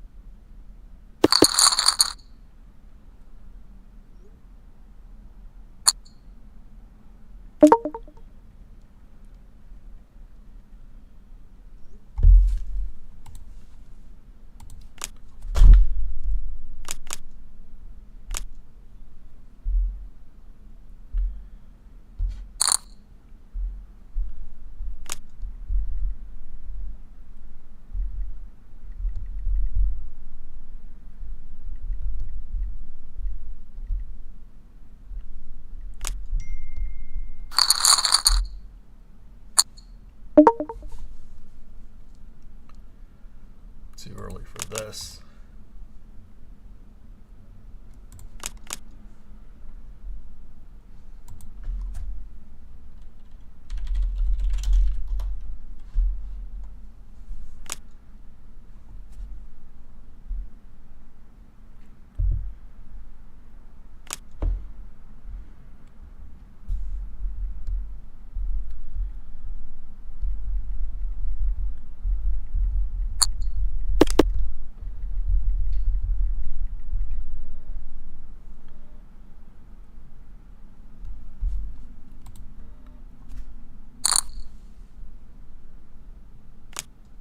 Joe Mel says calculated, not a misclick. No, the 3-bet wasn't. It was intended, but the sizing was definitely not good.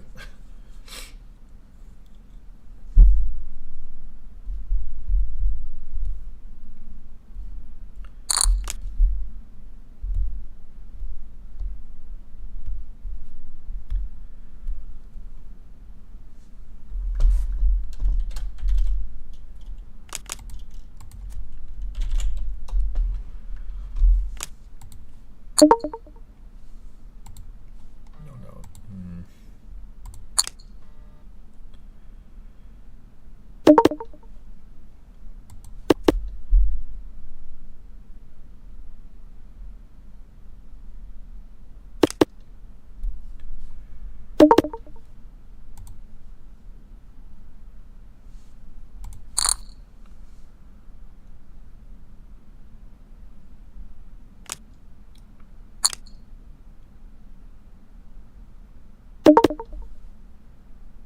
Hope he got counterfeited.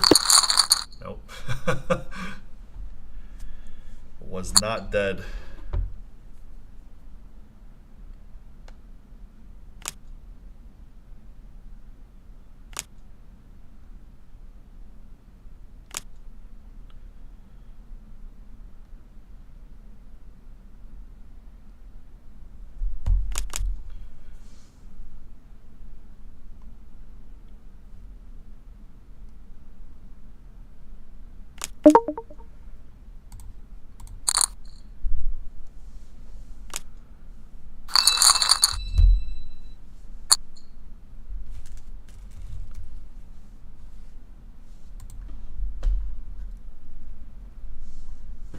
Oh, getting dark. Gotta turn on the light.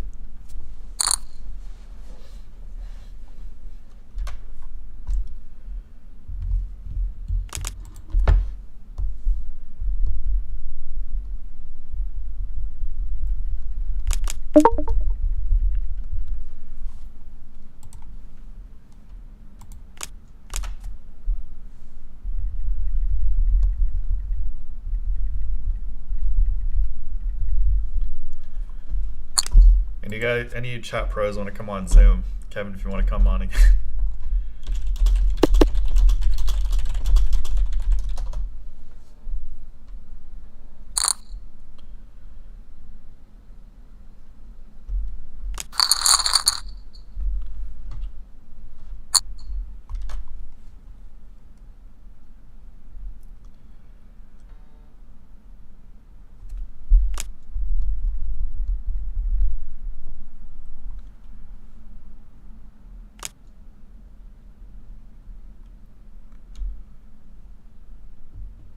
Steal for 750. In fact, this helps me a little bit. 1500. Yeah, forget it.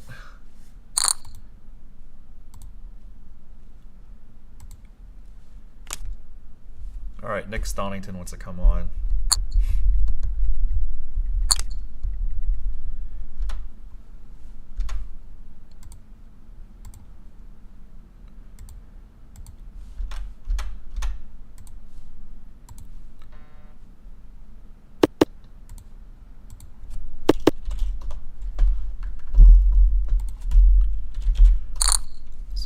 Have the number one stoner.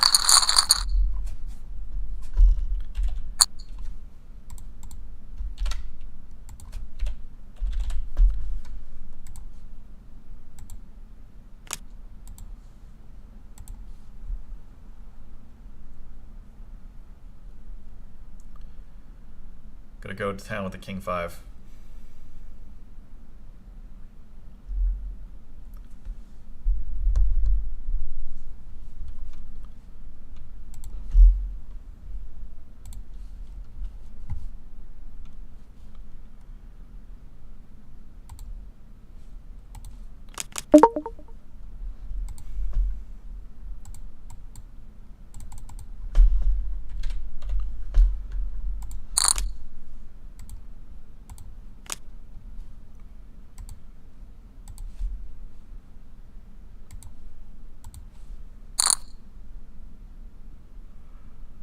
Joe Mel, Feldman and I are fine, I think.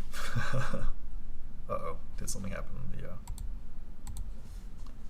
Oh, definitely not calling off. I got caught. Nick Bertucci and I are fine. I think Feldman and I are fine. I mean, like, you're on the podcast. Bad Blood's, like,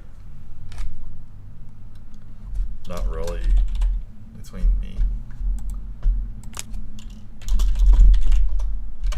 I mean, I was the one who recommended Feldman for the scheduling live of the bike. I was doing the scheduling before.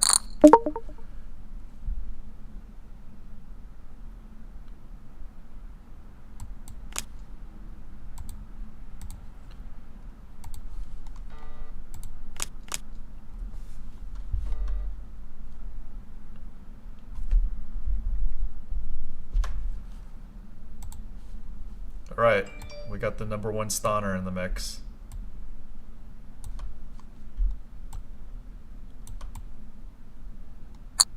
Can you hear me, Nick?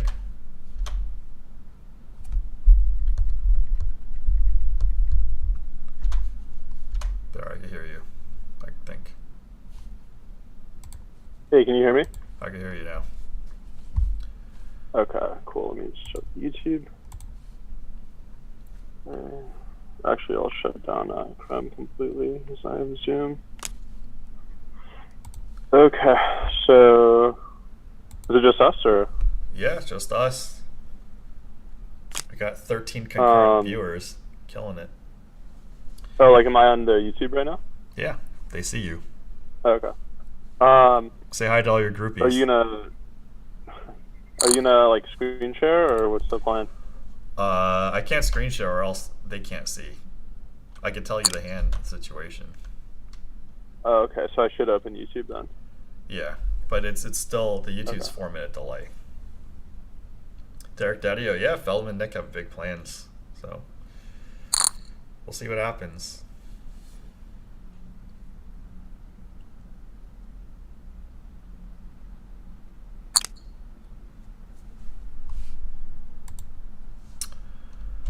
Yeah, Pastine's gonna stay open. You know, shout out to Malbec. That was good, wasn't it? It's good, yeah. Yeah, it was actually I'd been to another Argentine place before, but that was the first time I went to Malbec. Masters Yeah. is Argentinian, right? And so is what's that place in I have 5-3 of spades MP. I only have 8.4 in chips, and the big blinds 400. So I'm not in good shape. Well, you could be a few minutes away from being in really good shape. That is true. Derek Daddio, I am not going to play on ACR or Ignition or Poker Bros. If I don't have to. I have King 7 off mid. Ship it? I shipped it to the muck. You want to tell the audience a little about yourself? #1 stoner? Sure. What do you want me to say? I don't know. Just whatever you want. Well, give me a reference for like You played for on people in the audience. You played on like 2 episodes of Live of the Bike, right? One in the anti game. Yeah, well, maybe a little bit more, maybe 3 or 4. I can't remember. I think it was in Omaha or 2, and then like 2 or 3 of like the 10-20s or like antes. Got it. The Tuesday, I think that's the Tuesday, right? Yeah. Games Tuesday. Yeah, that was a lot of fun. And you went to the great school of UC Berkeley. I did. So someone who spent some time there. A lot of poker people went to Berkeley. Prahlad, Thallow. All 3 of you guys. I think. Wait, how many of them finished though?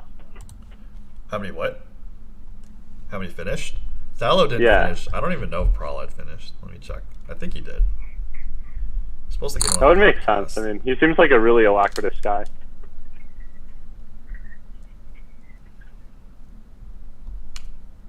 And he definitely has the sort of alternative ethos going.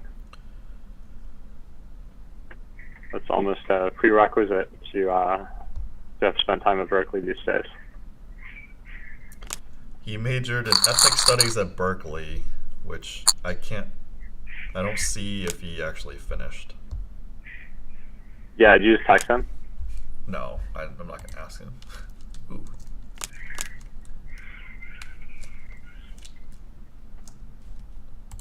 This guy outflopped me earlier, so if he raises, I'm definitely 3-betting.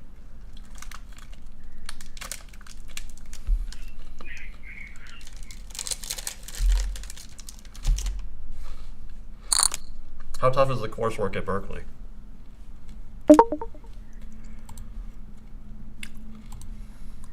Sorry, did you ask something? Yeah. Hold on. Cutoff raised 855, big blinds. Oh, I got it. Make a move. I have King Jack off in the big blind. Blind 200, 400. So they basically min raised.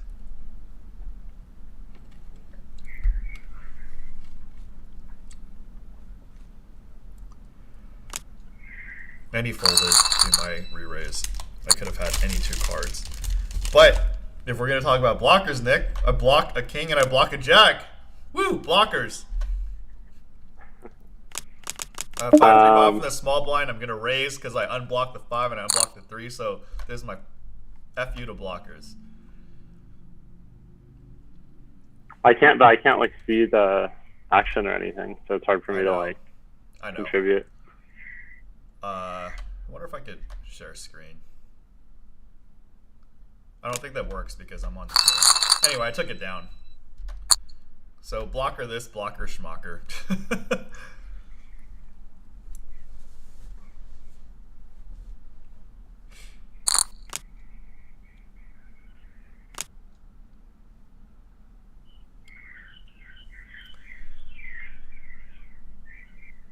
I'm folding 6-7-1.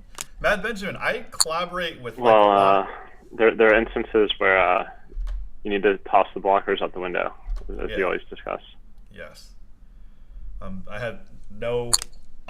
You definitely need to consider blockers, but I guess there's the thing. Like when I was watching Prowlide, like what 17 years ago, he was already considering like blockers and stuff.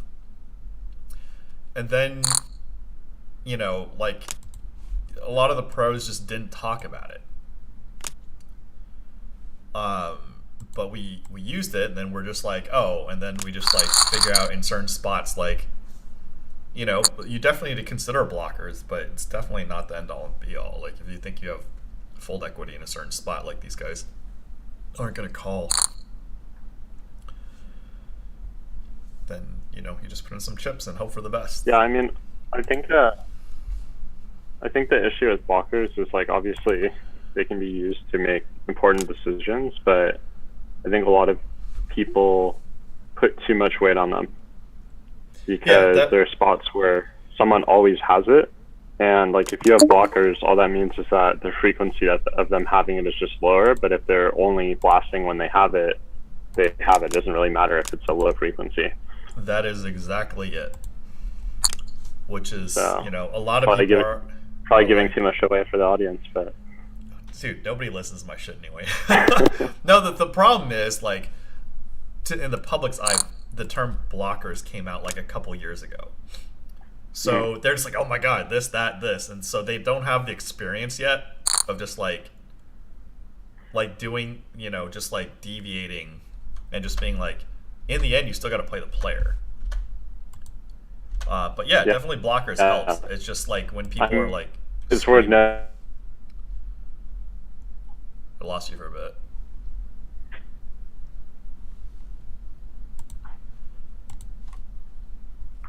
And this is like, you know, if you're in highly competitive fields, like you definitely need the GTO and the solver work. But I'm talking about like, you know, mid stakes, like especially live when you see like the same people over and over, or like online you're playing like the same field.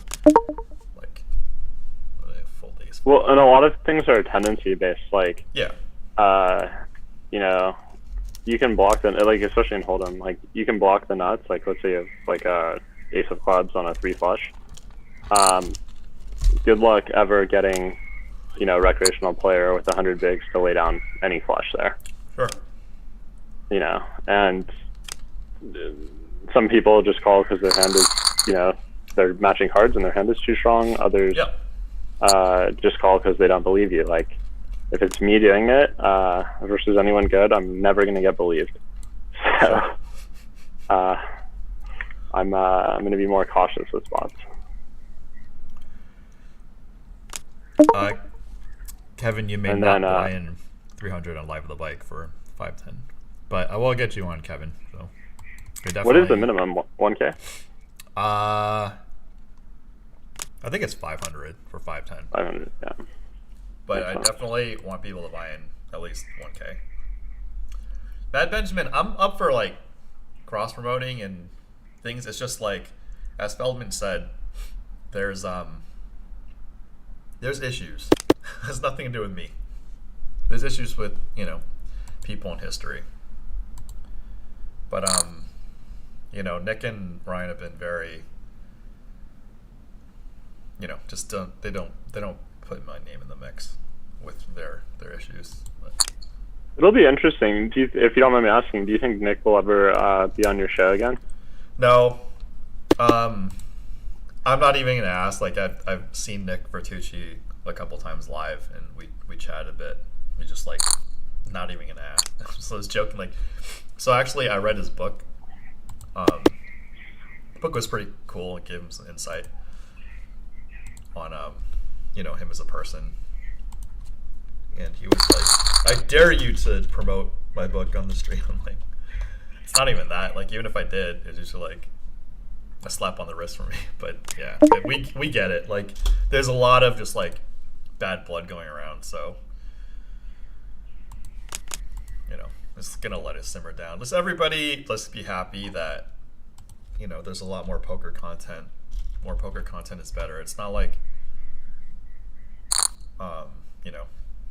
if any city can, I mean, Texas is supporting 2 streams. Like, if any city can support 2 streams, it's going to be LA. So it's not a big deal. What are the 2 streams in Texas? I didn't know that. There's like the Texas DCH, Card House. right? Yeah, Texas Card House is one, and then Johnny Chan's room, like Social 52, has one coming up. I think it's like Rounders Club. Is that a smaller one? No, it's pretty big. Oh, I mean, I think they just started, and like Rounders Club has one, so technically Texas has 3 streams. Seven-figure decisions, having the balls to succeed. That's Nick Bertucci's book, so shout out to that. I read it cover to cover. I told Nick he could pop quiz me. He said he believed me. Is it about just sort of like grit and work ethic? Yeah, I mean, he got betrayed by business partners, and like that's one of the things about. And we had talked about this too, like, betrayal in poker and whatever, and it just, it's not just poker, it's the real world. And there's like different degrees, just like, it's really hard. I mean, every circumstance is so unique. I have 10s under the gun. Blinds are 3-6, I have 10K. I think you rep, right? I don't need to. Actually, I'm out of time. I'm gonna rip. I just opened ship. There's probably not. I probably. I'm pretty sure that's correct. I mean, I get 2.5 in these kind of fields. Like, depending on who rips on top, whatever. I mean, like, I probably should 2.5, but ripping is like fine too. You probably raise call, right? Or you probably RFI call, right? With that hand. It depends who 3-bets me. Like, I don't have to. If a guy's particularly nitty, then. Mm-hmm. It seems like a lot of people are ripping too, so. Yeah, I don't know. I mean, I think that it's in like tournaments when things get short, people just kind of. Yeah, but I'm not that short. But I had 10K and the big blind was 600. Yeah, you have like 16, 17, right? Yeah. So 16.7 bigs. Yeah. Yeah. I don't know. It's kind of interesting. I mean, I think an important part of cards in general, but you see this a lot in MTTs, is not getting blown off your equity. Yeah. Obviously, you don't want to be getting it in bad either, but to the extent you're you don't want to be constantly race folding, unfortunately. Yeah. It's just going to decimate you. It's a tough balance to get right, though, because a lot of people are way on one end or the other. Very, very few people have a good mix of ratios. And the people who do tend to win most of the tournaments. So.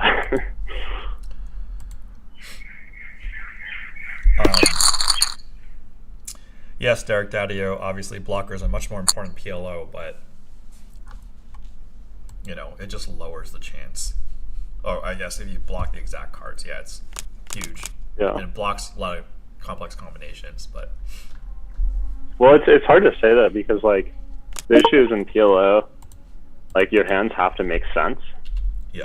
So like exactly. If you just randomly blast river after being passive to the river, it's kind of a tough story for someone to believe, and you're likely going to get looked up fairly light. Yes. And in order for you to get to the river with a credible story, you have to blast the whole time. But the problem is, you could have a hand like, I don't know, 7-7, 4-4, double suited, which in some spots is a playable hand in Omaha. And if the board comes 5, 8, 9, I mean, yeah, you block the nuts right now, but no one's ever going to fold a set or a wrap on the flop. And quite frankly, depending there are a lot on of the wraps action available, and too. side cards, people may just stack off anyway, so you won't even be able to get to the river. Yeah, exactly. And just like there are a lot of wraps with like Queen Jack 10. I mean, obviously having 7-7 is better than having 6-6 there, because with 7 you block the 7-10 Jack wrap. But you know, even still. Yeah, look at this guy. You went to Berkeley, now you're just like spouting out knowledge.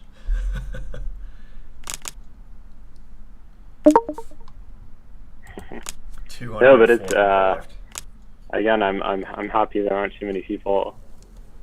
Happy there aren't too many people watching us, but you know, a lot of people just try to fire blockers in spots where they don't really make sense, and they're shocked when they get called.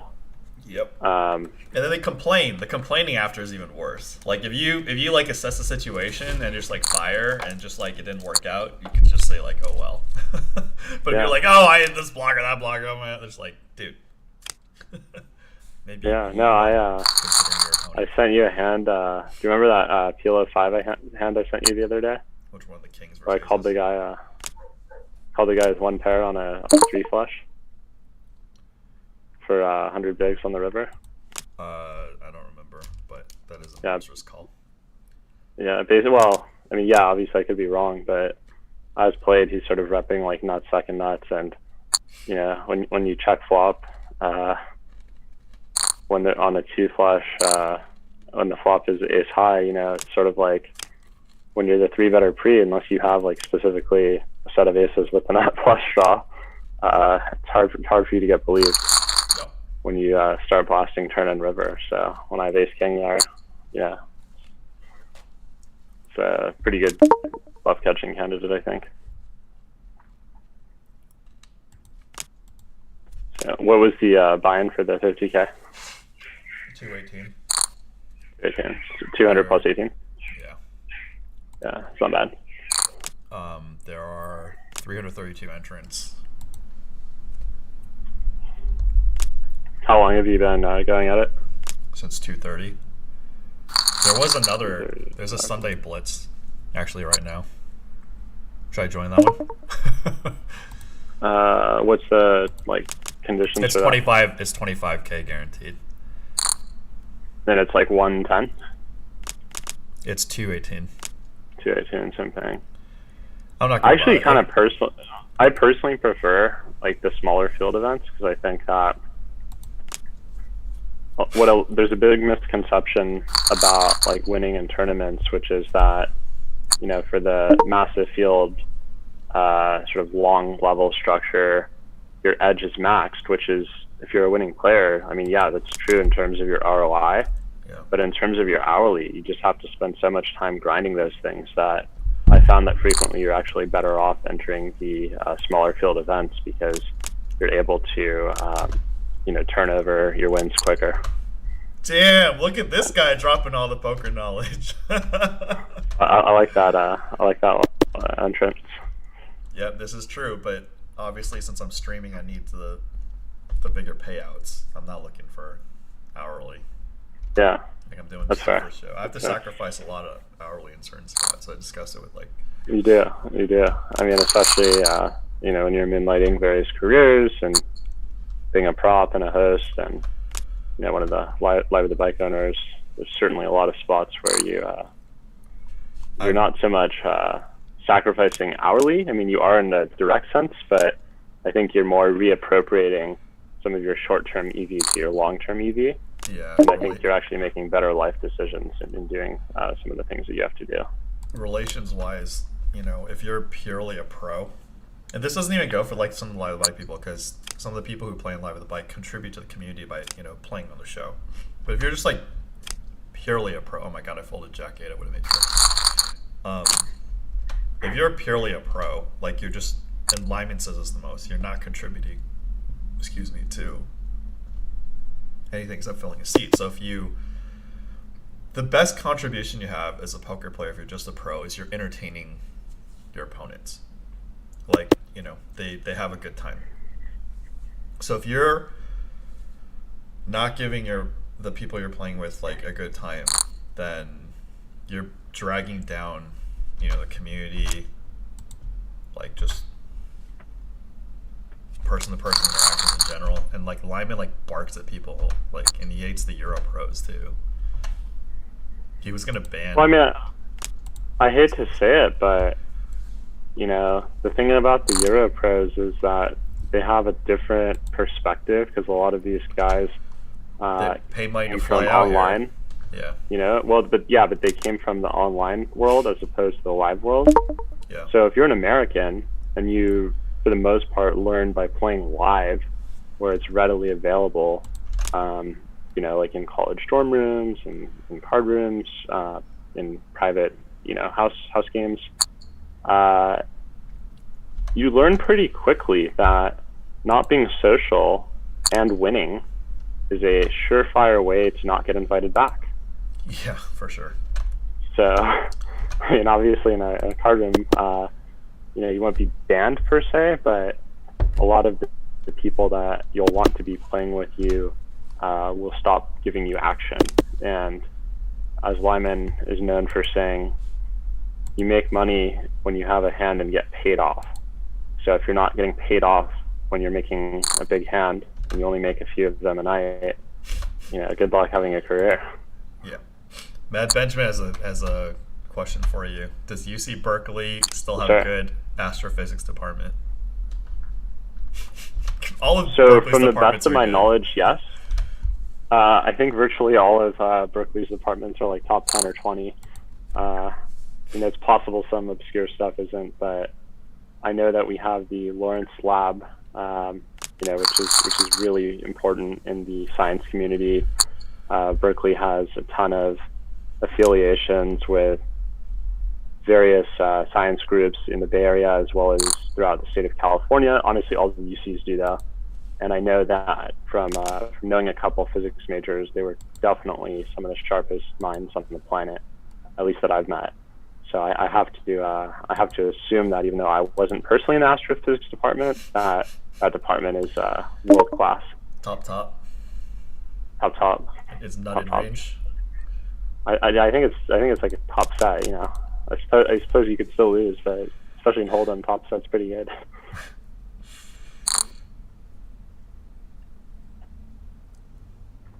Yeah, for sure. And, do you have any comments on the EECS department in Berkeley? Same thing. I actually know more. It was called EECS, but yeah. I knew a lot more EECS majors than physics majors, and it's really pretty cool because a lot of these guys and I guess gals, although very very small percentage of the department. Hey, it's gotten larger. But, I have Kings in the hijack. Good spot. But yeah, I mean that department is world class in what they do, and a lot of the people graduating from that department either go on to found important startups or work as programmers / computer engineers, software engineers, at important tech companies. And you still have a piece of those guys who tend to go into business in unrelated Oh my god, capacities. Queen 5 just called. He fought the 5. Whew, I faded You it. faded it. I'm professional. Jesus. I know. I gotta get on. I gotta get on this. It's suited. He was suited.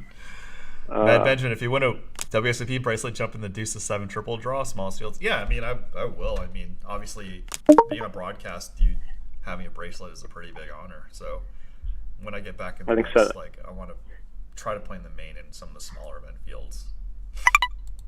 And the thing is, and again, going. Well, go ahead. Sorry. Yeah, for tournaments, even for Hold'em tournaments, I'm not a tourney pro, but just basic knowledge and how tournaments work. You could just bing and get lucky. You don't need to be super good. Just you don't need to be elite. You just need to know basic tournament strategy and just not punt. Yeah, but a couple things. So this goes back to my comment from a few moments ago, where I was saying the smaller fields just generally make more sense for someone who's not going to be grinding tournaments 100% of their time. and someone who has the ability to just try to do, you know, quicker events, but doesn't have the ability to be in town for 10 days. Sure. And also with a guy like Wayne, you know, at his peak, he was a world-class player, and he played all the games. And go that far. I'll just say I played the biggest games in the room or the site, and I was winning. I'll just leave that. Like, world-class is very, like, you know, it's harder to quantify for poker. Sure. But you were a winner in basically every lineup, if not every lineup, and you played and continue to play all the games, which is a really important skill set if that's something you intend to do in any sort of professional or semi-professional capacity. Because in Wayne's case, if the Hold'em sucks, he plays the Omaha, and if the Omaha sucks, he plays the Limit Hold'em, and if that sucks, he plays the mixed game, and if that sucks, he plays the new mixed game that was just invented in Los Angeles at some home game 3 days ago that's now on a bike. And because of his gaming background, he's generally able to learn the fundamentals and have a pretty good strategy and develop a lot faster than the field. And so there's a lot of edge in actually playing some of these sort of unknown games if you do come from a gaming/strategic gaming background. All very true, and thank you for the compliments. And if I don't know what's going on, I have a couple buddies like Dan Zach, Sean Snyder, and Bryce Yockey. I just ask them a couple questions, and it really clears up, like, you know, a lot of the basics. Like, Dan Zach sweated a hand of mine where I was playing Badesi, and I made a minor error, and he just like corrected it, and that correction just, you know, lasted a lifetime. And then some stuff like I had no idea how to play Archie, and then he actually didn't at the time when I asked him a certain question, and then literally 4 weeks later, I was like, oh, but you haven't done Sims on Archie. And he's like, oh, no, actually I have. And then just like drops like all this knowledge. I'm like, fuck my life, dude. I mean, not like, because I'm not playing against him, but it's like, this is how hard you have to work in poker, you know? Yeah. But also keep in mind, when you get to the elite fields that Dan Zach is playing in, you got frequently everything win rates. Yeah. I mean, like in your sort of mid-stakes games in LA, if you're good, you're generally able to do like one big bet or higher as your hourly rate in the fixed limit games. But if you go to the elite fields, like let's say in Bobby's room, you know, if you're one of the better players, even having something like 0.3 big bets per hour is going to be a you know, substantial win rate. So if you're doing something that, you know, even is 1/20th of a big bet of EV better than the other options, such as raising versus calling in a certain spot, you know, that 1/20th is definitely going to contribute to your win rate. And conversely, if you're not taking all those spots, especially at the higher levels, it's just going to be really tough for you to win. Absolutely true. And one of the things too is just being able to ask Dan and just other people, but I specify Dan because I know he's running all the computer work. So there's a lot of old school things where, like in Omaha 8 or better, I mentioned this hand on Live with the Bike, where I had ace 4, 7, 8 with ace 4 clubs under the gun. Like I would say 3-4 years ago, I would snap fold that, but because of all the solver work that's been done, I was like, ask Dan, I'm like, well, you know, the 7-8's not irrelevant. You know, the ace 4 suited, like, what do I do with this hand? It actually turned out to be a profitable play, but Dan also said in practical application you may also fold because the solver is very idealistic about and optimistic about like how sticky it is. So one of the examples I think I was on with Thallow, so it's like, say you do raise like ace 4, 7, 8, ace 4 clubs, and the flop comes king, queen, 7, no club. Now how do you proceed?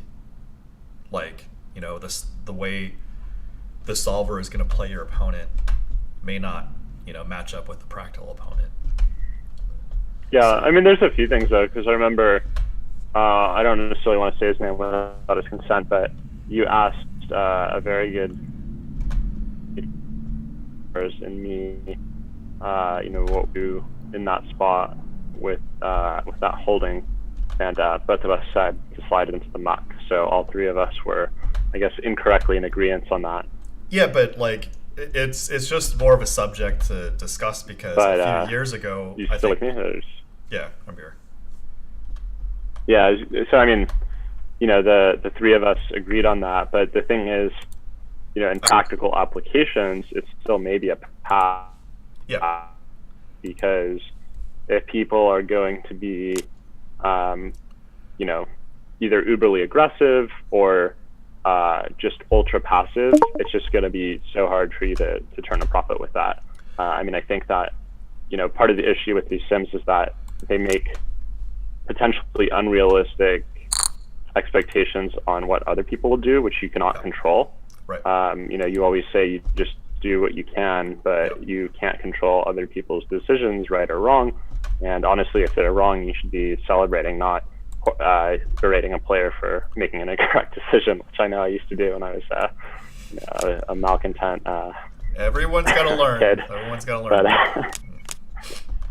But, Everyone has to proceed in their career their own way too. So it's not like somebody like Sean D benefits, and maybe even Doug Polk benefits from berating certain people. Like it gets them what they're looking for.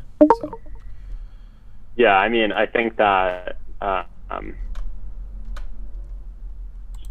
it's worth noting though that like if you were to say play in Bobby's room, that hand would be an open, whereas otherwise it's a fold.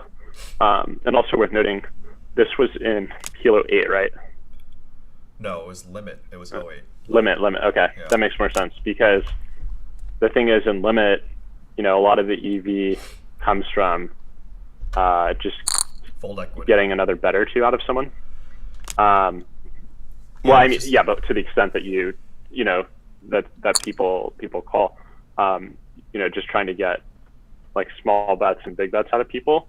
Whereas in the pot limit or no limit variants, having non-nutted hands in your early position ranges can be really, really detrimental because you're either going to have a ton of pressure put on you and have to fold out a winner or fold out a chop, or you can get stubborn, and if you get stubborn and the other person has it, which they do a lot of the time when stacks go in, not only are you not getting half of it, but you're losing the whole thing, or if you're lucky, you're getting quartered.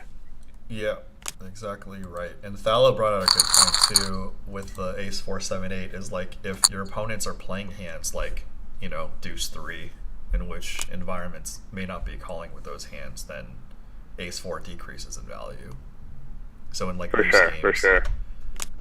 that he's playing in, he's seen that stuff. So Yeah. that may tip it to a fold. I have no idea. Like I haven't done the math, but I think some of the benefit also is that in the 8 or better games, having middling cards are the worst thing you could have. Like having 4 middling cards would be like having deuce 3, 6, 7 in PLO regular. So I think that when you do have a hand like 7-8, whenever the flop does come like 7-8x or 8-8x, 7-7x, you're just not going to get believed very often, and so you're able to get a huge amount of EV in RFIing those hands, just because in an elite field, people are going to put a ton of pressure back on you when they don't think that a board hits your range very hard. sure. So obviously, but it's also worth noting, like we were discussing earlier today, actually, in a smaller mid-stakes field, not even just the rate considerations, but just the players, playing a hand that may be a slight winner in a high-stakes game could actually be a loser in those fields. Yep. A lot of things can change. I have Jack 5 off in the small blind. It's probably gonna be folded to me. What is how many bigs does a big have? Just getting the button raised, so I'm outie. Irish You're, box. I am folding the Jack 5 offsuit. It's you tightened up these days, huh? Yeah. Oh man, you don't even if you depend. I have ace king of clubs on the button now. Depending on who you ask in certain wild eras, I'm gonna just min raise here. Just hope somebody rips It's also worth noting for any viewers, Wayne is nearly 20 years older than me. He's, 18 years older than me? Okay. Oh my god, there's 3. It's ace 10 2, 3 diamonds. So time to get stacked. So I bet a little more than half. Yeah. So he has a little more of a. Took it down. I don't want to say a dated approach, but you have a more sort of like. It's a practical application. Tested and practical application, if you will, veteran approach. Yeah. And so the way that Wayne is going to approach spots and the way that I'm going to approach spots are going to differ. And quite frankly, he's survived many times longer than I have. So a lot of the stuff that you see veterans do, even if it seems unintuitive or it seems like it's leaving money on the table or it seems overly tight, just keep in mind that these guys have been able to stay in action for years and years and years, and even if a spot is marginally off, it's generally going to be only slightly off, and overall what they're doing is working. So generally what happens is a lot of the young aggressive kids who are even able to run up huge numbers go broke because they do things in unsustainable ways, or they just run hot in some tournaments, and they go to the big cash games and then dust their rolls in 3 weeks. So yeah, and it's also different life decisions because if say Lyman and I studied Nicole Juergens, if we studied, and we could go back to that, but we have other roles in life, and when you're younger you don't necessarily have cooperative or endeavors that require cooperation. That just changes everything. I used to never soft play anybody, but then if I'm talking with a lawyer or somebody I want a business deal with, you know what, checking the river is going to save me $600 an hour getting some legal advice. So making a little money there. I mean, if you have the nuts, you have to go for it, obviously, but if you have a marginal hand, I think it's better to just kind of. I'm just when you have other value to gain from your opponents, whether it's advice or cooperation, then the dynamics just change, and oftentimes the relation is far more important than playing. Oh, I got queens. Than playing a hand optimally, which it is important to learn and know that stuff when I've been raised. But because I will be butting heads with competitive players in which, I'm not the most up to date in the solvers, but I do also know how they think. So. Yeah, but I think the important thing is too, though, in your case, as you gear closer and closer to retirement. Might be rest in peace. Big blind just shipped. So. What do you have, number 3? I have queens, yeah. I'm definitely not folding. There's 155 left. He has 9s. Oh, both players have 9s. I just flopped a set of queens. Golden. I'm tripling up. Nice hand. Oh my god, this is hilarious. So this is pretty crazy. So you RFI number 3. Yeah, and they're drawing. A player shoves. Another player over shoves. Oh no! And I min raised. The button flatted, and the big blind ripped. And then I'm not folding there. I called, and then the other guy called, and I flopped top set. They both have 9s, so they can backdoor straight to chop. Yeah. So for anyone on the stream, if you're in a tournament and you choose to take a hand like 9s in that spot as a call, it's fine. You could rip yourself. You could 3-bet. Yeah. You can call.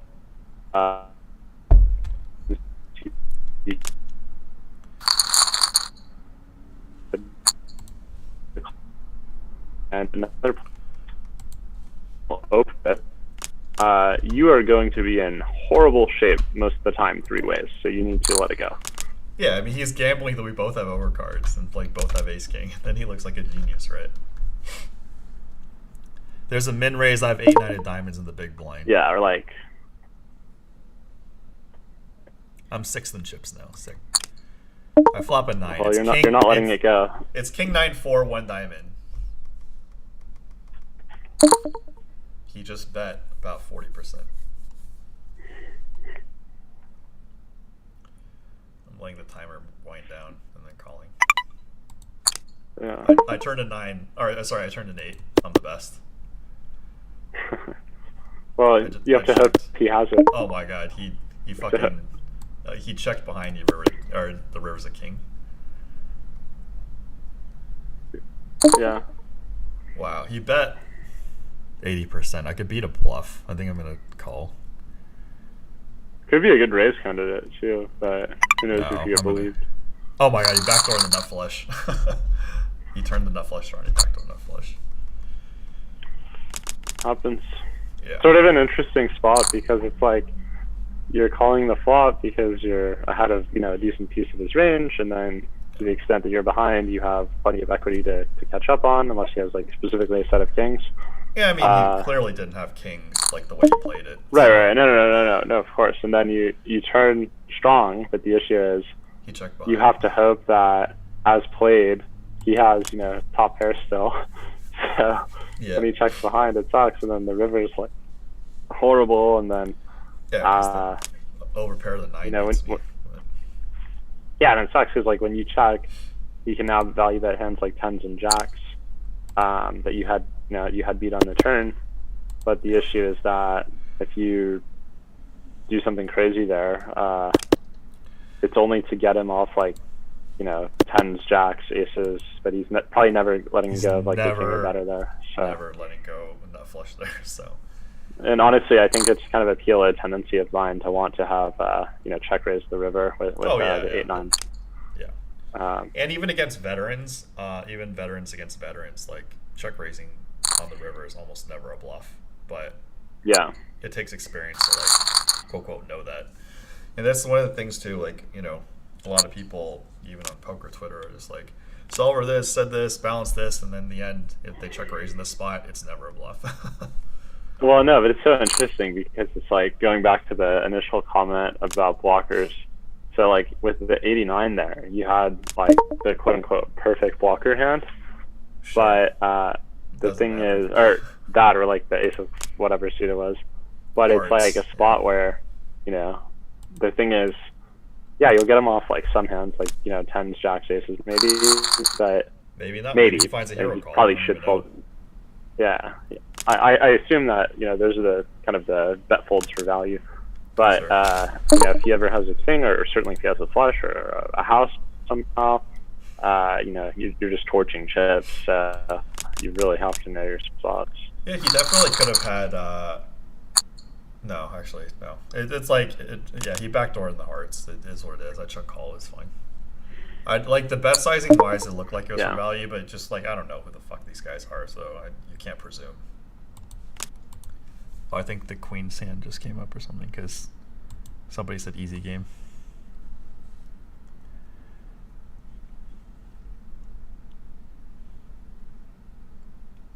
Become a Razmaster at your age, you can outlive the longtime players. Yeah, I mean, I was doing well the 1 or 200 commerce stud for like a while. But like, one thing that isn't talked about that I talk about is it's less to do with how good you are. Everything's about the poker economy, like how much is money coming in, like the game. It's not like, oh, like you just like bang your head into no roll or even PLO. Like if nobody's playing PLO, and if nobody's playing, oh, we lost it.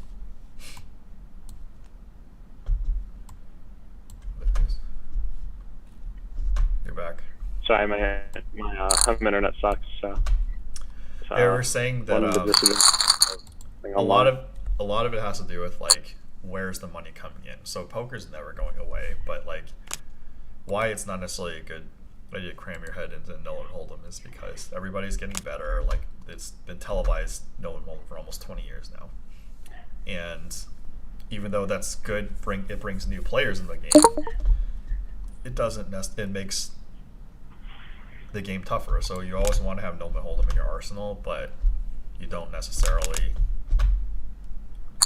want to rank. Yeah, I mean, I think a lot of it has my personal opinion is a lot of it has to do with what your goals are. So like, I think like if you just want to play super casually, like once a month or something like that, No Limit's probably the best game to learn just because it's the most widely played. And you're not going to be good. Yeah. You're not going to be good, but you'll always be able to, show up at like your buddy's place and, at least kind of know the rules. The way that like I'm not good, but like if someone wanted to play me in chess, I would know the rules. Whereas if someone wanted to play me in like Go or something, I have no clue like how to even start. Sure. But obviously more people play, at least in America, more people play chess than Go. More people play No Limit than, let's say, Badusi these days. Yeah, and Chris Brewer brought up a good point in the Poker App podcast, which is... so you still with me? Sorry, the internet's like so bad. I could hear you, and you could hear me. One thing that Chris Brewer brought up... Yeah, you're talking about a podcast just now? Yeah, with Chris Brewer. He said, win in No Limit Hold'em first, because there's so much information out there. Like, if you can't win in No Limit Hold'em, you just forget this as a career. Because No Limit Hold'em has the least amount of variance of all the poker forms, and also it's the most provable that you're a winning player.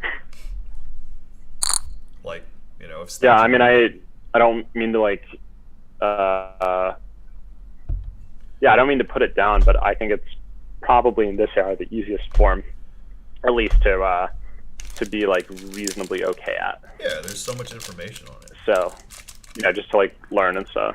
I mean, obviously there's a lot of advanced concepts, but just to get to kind of like a baseline level, I think it's reasonably easy to do versus everything else. Everything is hard, but it's the easiest one.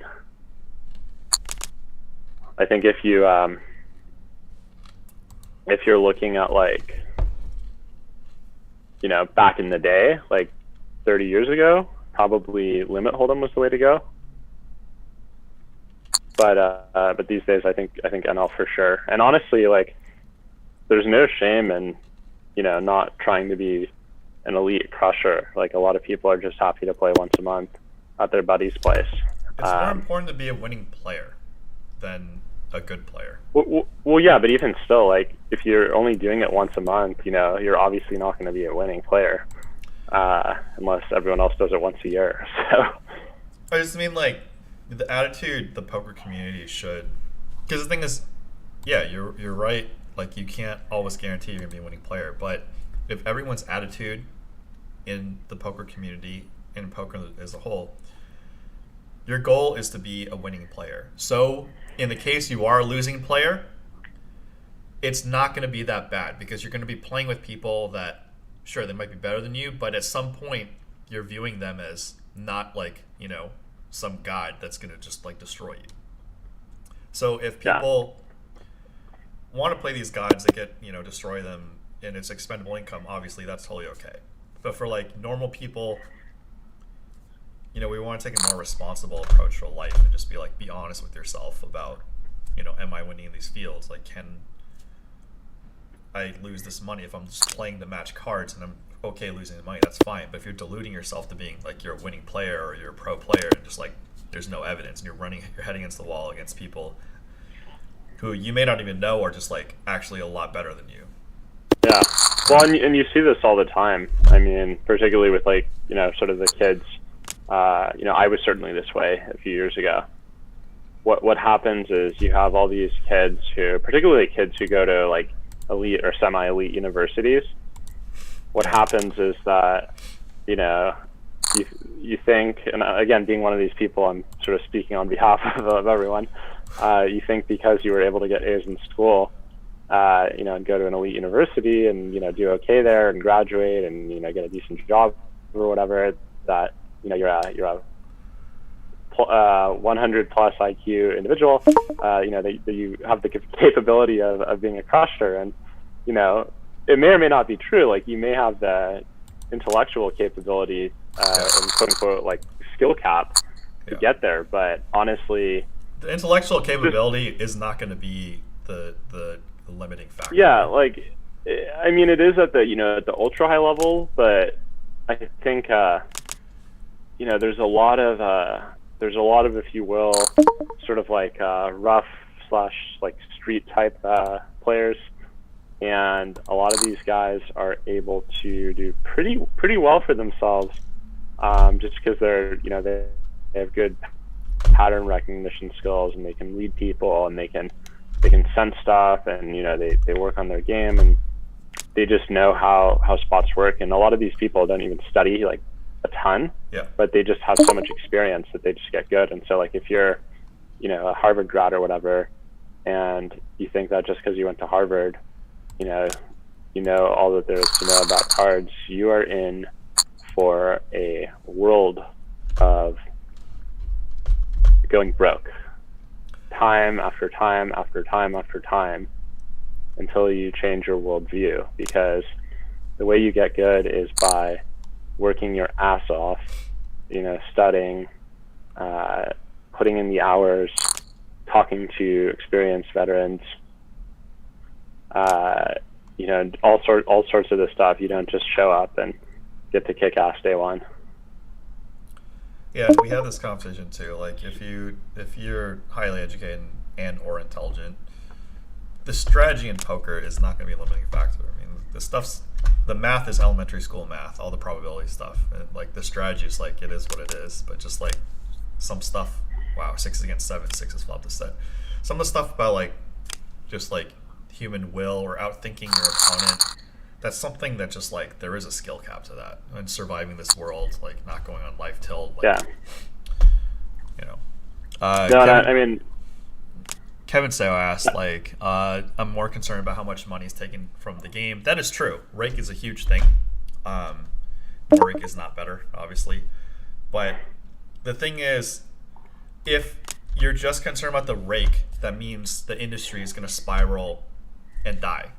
But if the rake, I don't want the rake to be high, but even if the rake is high, the influx of money is coming in and it's distributed among the players, then that's like going to be the more practical application of how to use poker as a tool in your life. Well, and again, it's worth noting that the rake is always going to be at least somewhat reasonable, because if the rate gets ridiculous, people just won't come, or they'll play in home games, or they'll play online. In this era, there's so many options to play that every game host, venue, whatever you want to call them, has to at least be somewhat conscientious of other options out there. And it's true, the rake is going to eat into your profits, but what do you expect? Like establishment to run a service for free, they're entitled to make money just as you are as a player. And honestly, you just have to adjust your ranges based on the game that you're in, and you should be able to produce a reasonable win rate in virtually every game. I think in LA, like if you're trying to grind 1-2, that's basically going to be impossible, if not impossible, to turn money in that, at least at a rate that would allow you to live in LA. But sort of at like I would think at like the 5-5 or above level, you can definitely do it. It's doable, but the problem with poker is like a lot of your upside's up front, and like the growth is just like very poor in the industry. Yeah. Well, and also the big issue is like you don't want to get trapped, because what I would consider, and by the way, do you agree like 5-5 is sort of like the entry level point to like potentially full time it? You could beat 2-3. If I really, really had to, like, put a gun to my head and live off 2-3, then yeah. If there was like a prop bet, like win a 2-3 for a year, and at the end of the year, fine. Yeah, then I could do it. But like, it's not a good life for sure. Like, one of the points is like you're trying to do things to. But Wayne, you have to keep in mind, like. Yeah, but you also have to keep in mind that like you being in a 2-3 are going to have a much higher win rate than someone who is slightly profitable in a 2-3. Yeah, but the thing is, level pro.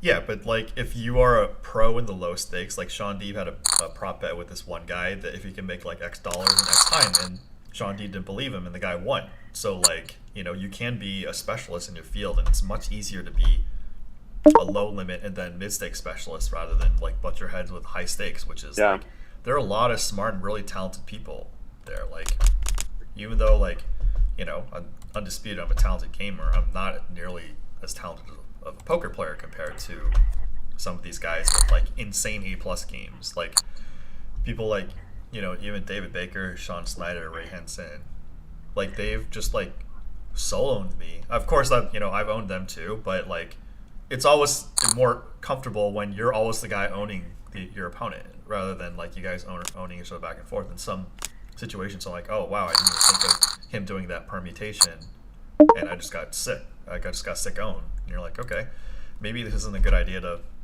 you know, bet my life on playing with these guys. Well, and honestly, even forget like an elite person, even like a rec sometimes will own you. Oh yeah.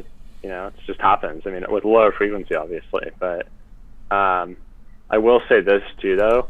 You know, a big consideration for someone trying to do this full time is that, you know, especially in LA, I mean, obviously it depends on where you live and how you live. The cost of living is so high that your win rate better be like pretty substantial for you to even justify trying to start, and you better have a reasonably sized bankroll. Like you better be overrolled, not taking shots and stuff when you're first getting started. Because if you go on a downswing and you're barely making money, like yeah, because but think about it, like if your cost of living is like, you know, $3K a month, which is honestly pretty low for LA. That's insanely low, yeah. And you know, you make $20 an hour, like you have to play 150 hours before taxes and healthcare and all that to break even. I have 8s in the big blind. And so yeah, so you have to play 150 hours a month just to break even, and that's if you're running to EV, assuming your EV is actually 20 an hour. And like in practice, you probably want to grow your roll so you can you know, have something to your name and not just be in like this hamster wheel, and you know, ideally move up in stakes. And so, you know, you probably should be putting in like small blind shifts with King 7. I called with 8s. He's got 1 overcard. Fade the king. Oh my god, he rivered a king. See, but like imagine doing that full time for a living, you know? Yeah, exactly. But seriously, like to put in this 150 hours just to break even if you're running 2 EV, you know, think about how much more time you have to put in just to make sure your EV is at least positive for the month. And you go on a downswing, even like a 5K downswing, you know, that can take you months to get out of if the difference between your cost of living and your EV is like, you know, $1,500 a month, that literally would set you back over 3 months. Obviously, conversely, if you're running well, you know, you get a little break, but it's just so tough to do that full time these days. The other thing, and that's why I have the Professional Gamer podcast, which is like it's hard to transfer, like say poker experience or gaming experience into real world value. Whereas like even though a degree is worth less than it used to be, just like, you know, say you went to UC Berkeley, I went to UC San Diego, it's non-zero. It's still a credential that it's a net positive. Like when you have conversations with people, so, or you know, when you're looking for a gig, it shows that you have the diligence to like finish something and not quit, and that, you know, you're definitely above average intelligence. But no, it's true. I mean, it's true. Trying to think, do any of the guys have any questions? I'm gonna head out pretty soon. I'm supposed to head to Malibu with they're just, I mean, some people are just chatting. Like Kevin Seo asked, like, he thinks he's better at PLO, but he thinks being in Miller Hold'em's a better bet in these home games. I would say, like, in a home game with exceedingly high rake, assuming the players play similarly, because of the rake and how close the equities are in Omaha, no limit.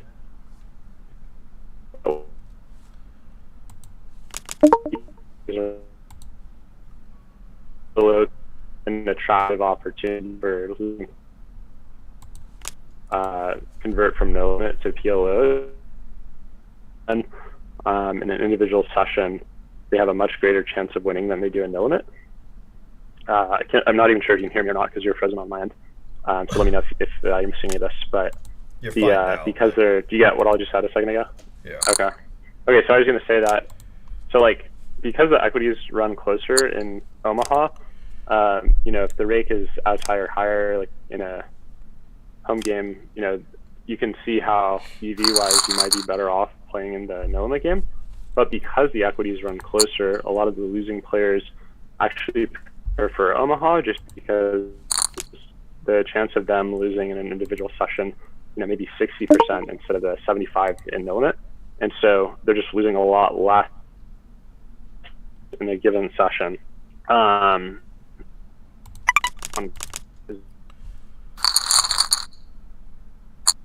Lost you.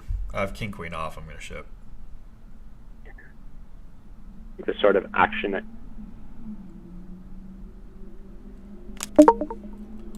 can just be off the rails.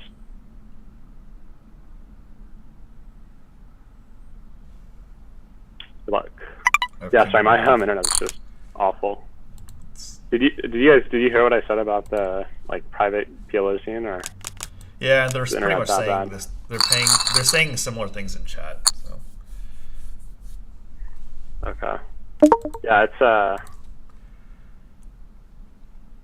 yeah, I mean, I think what's kind of interesting about PLO versus no limit also is that people just lose their minds in a way that you don't see as often in no limit. As a veteran, you can surely, I'm almost certain you're going to agree with me on this, where, especially someone who could be a winning player, but, has a lot of emotional or tilt management issues. If they lose a few all-ins, they just lose their will completely. Yeah. And then, because the equities run close, honestly, they get rewarded for this a decent amount of the time as well, so they're able to get unstuck and build bad habits, and then of course they'll be down 15 buy-ins, in a home game, and the markers due next week, and if you don't pay up, there's problems. And so there was another at 4:30. There was another 218. So if I was playing for my quote life, I would have to enter as many big, sessions. Right. If I was playing for my life, I just got rivered by a 3-outer. Then I'd be slamming my computer. But was that for stacks? I had him covered, so I have Okay. 15K left. And yeah, but even being in a spot like that, especially when I was lucky. younger, yeah. Well, it's having opportunities and then running good at the opportunities. When it went in? What? Yeah, but okay, so I was gonna say in that spot, so he had something like 30% equity, right, when it went in, roughly. You don't have to run it. I'm just 20, saying he had one of the right, so something 28% maybe, 30%, something like that. Yeah, something like that. Definitely less than 30. Okay, but whatever, he's still gonna get there 25 to 30% of the time. Yeah. And no, I mean, if you keep doing this, it's I'm gonna happen. I'm half joking, but by the turn, he has 3 outs, so it's 3 out of 4. Yeah, no, of course, but I think something that separates you from a lot of people who are either winning or could be winning is that when that happens to you, you make a joke of it or whatever, but you move on and you play the next hand to the best of your ability based on your stack, and the stacks of everyone else. Whereas a lot of people, honestly, including myself in my younger days, would just lose their way completely and just torch it, quickly after that happening. And so, I have 9s on the button. If you're going to do something like that, you're just never going to be able to have an elite win rate.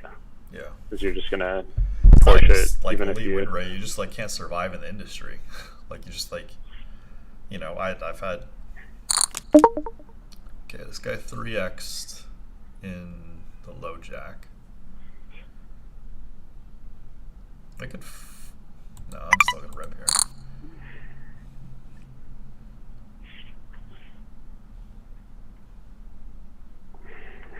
This might be the end.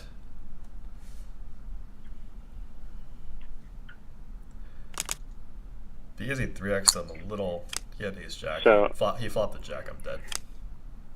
Yeah, I'm dead. I need a 9. happens. Yep, I'm out. GG. GG. Finished Well, thanks so 99th. much for having me on the stream. Sure. Give a great narrative. Yeah, it was a lot of fun, actually. I think at this point I have a reasonably good narrative. Yeah, it's a lot. I didn't used to. That's for sure. It's okay. We're all young. You know, We all grow up, I was a little bit blindsided when you asked for an intro at first, so I'll just say this in closing. So Wayne was actually one of the first people that I had met who I respected. You know, I met plenty of people, but one of the first people who I met that I respected when I started, legally playing in LA. And what's really cool about Wayne is that not only is he super competent and talented when it comes to the cards in various games, but in terms of his life approach and ethics, he's a really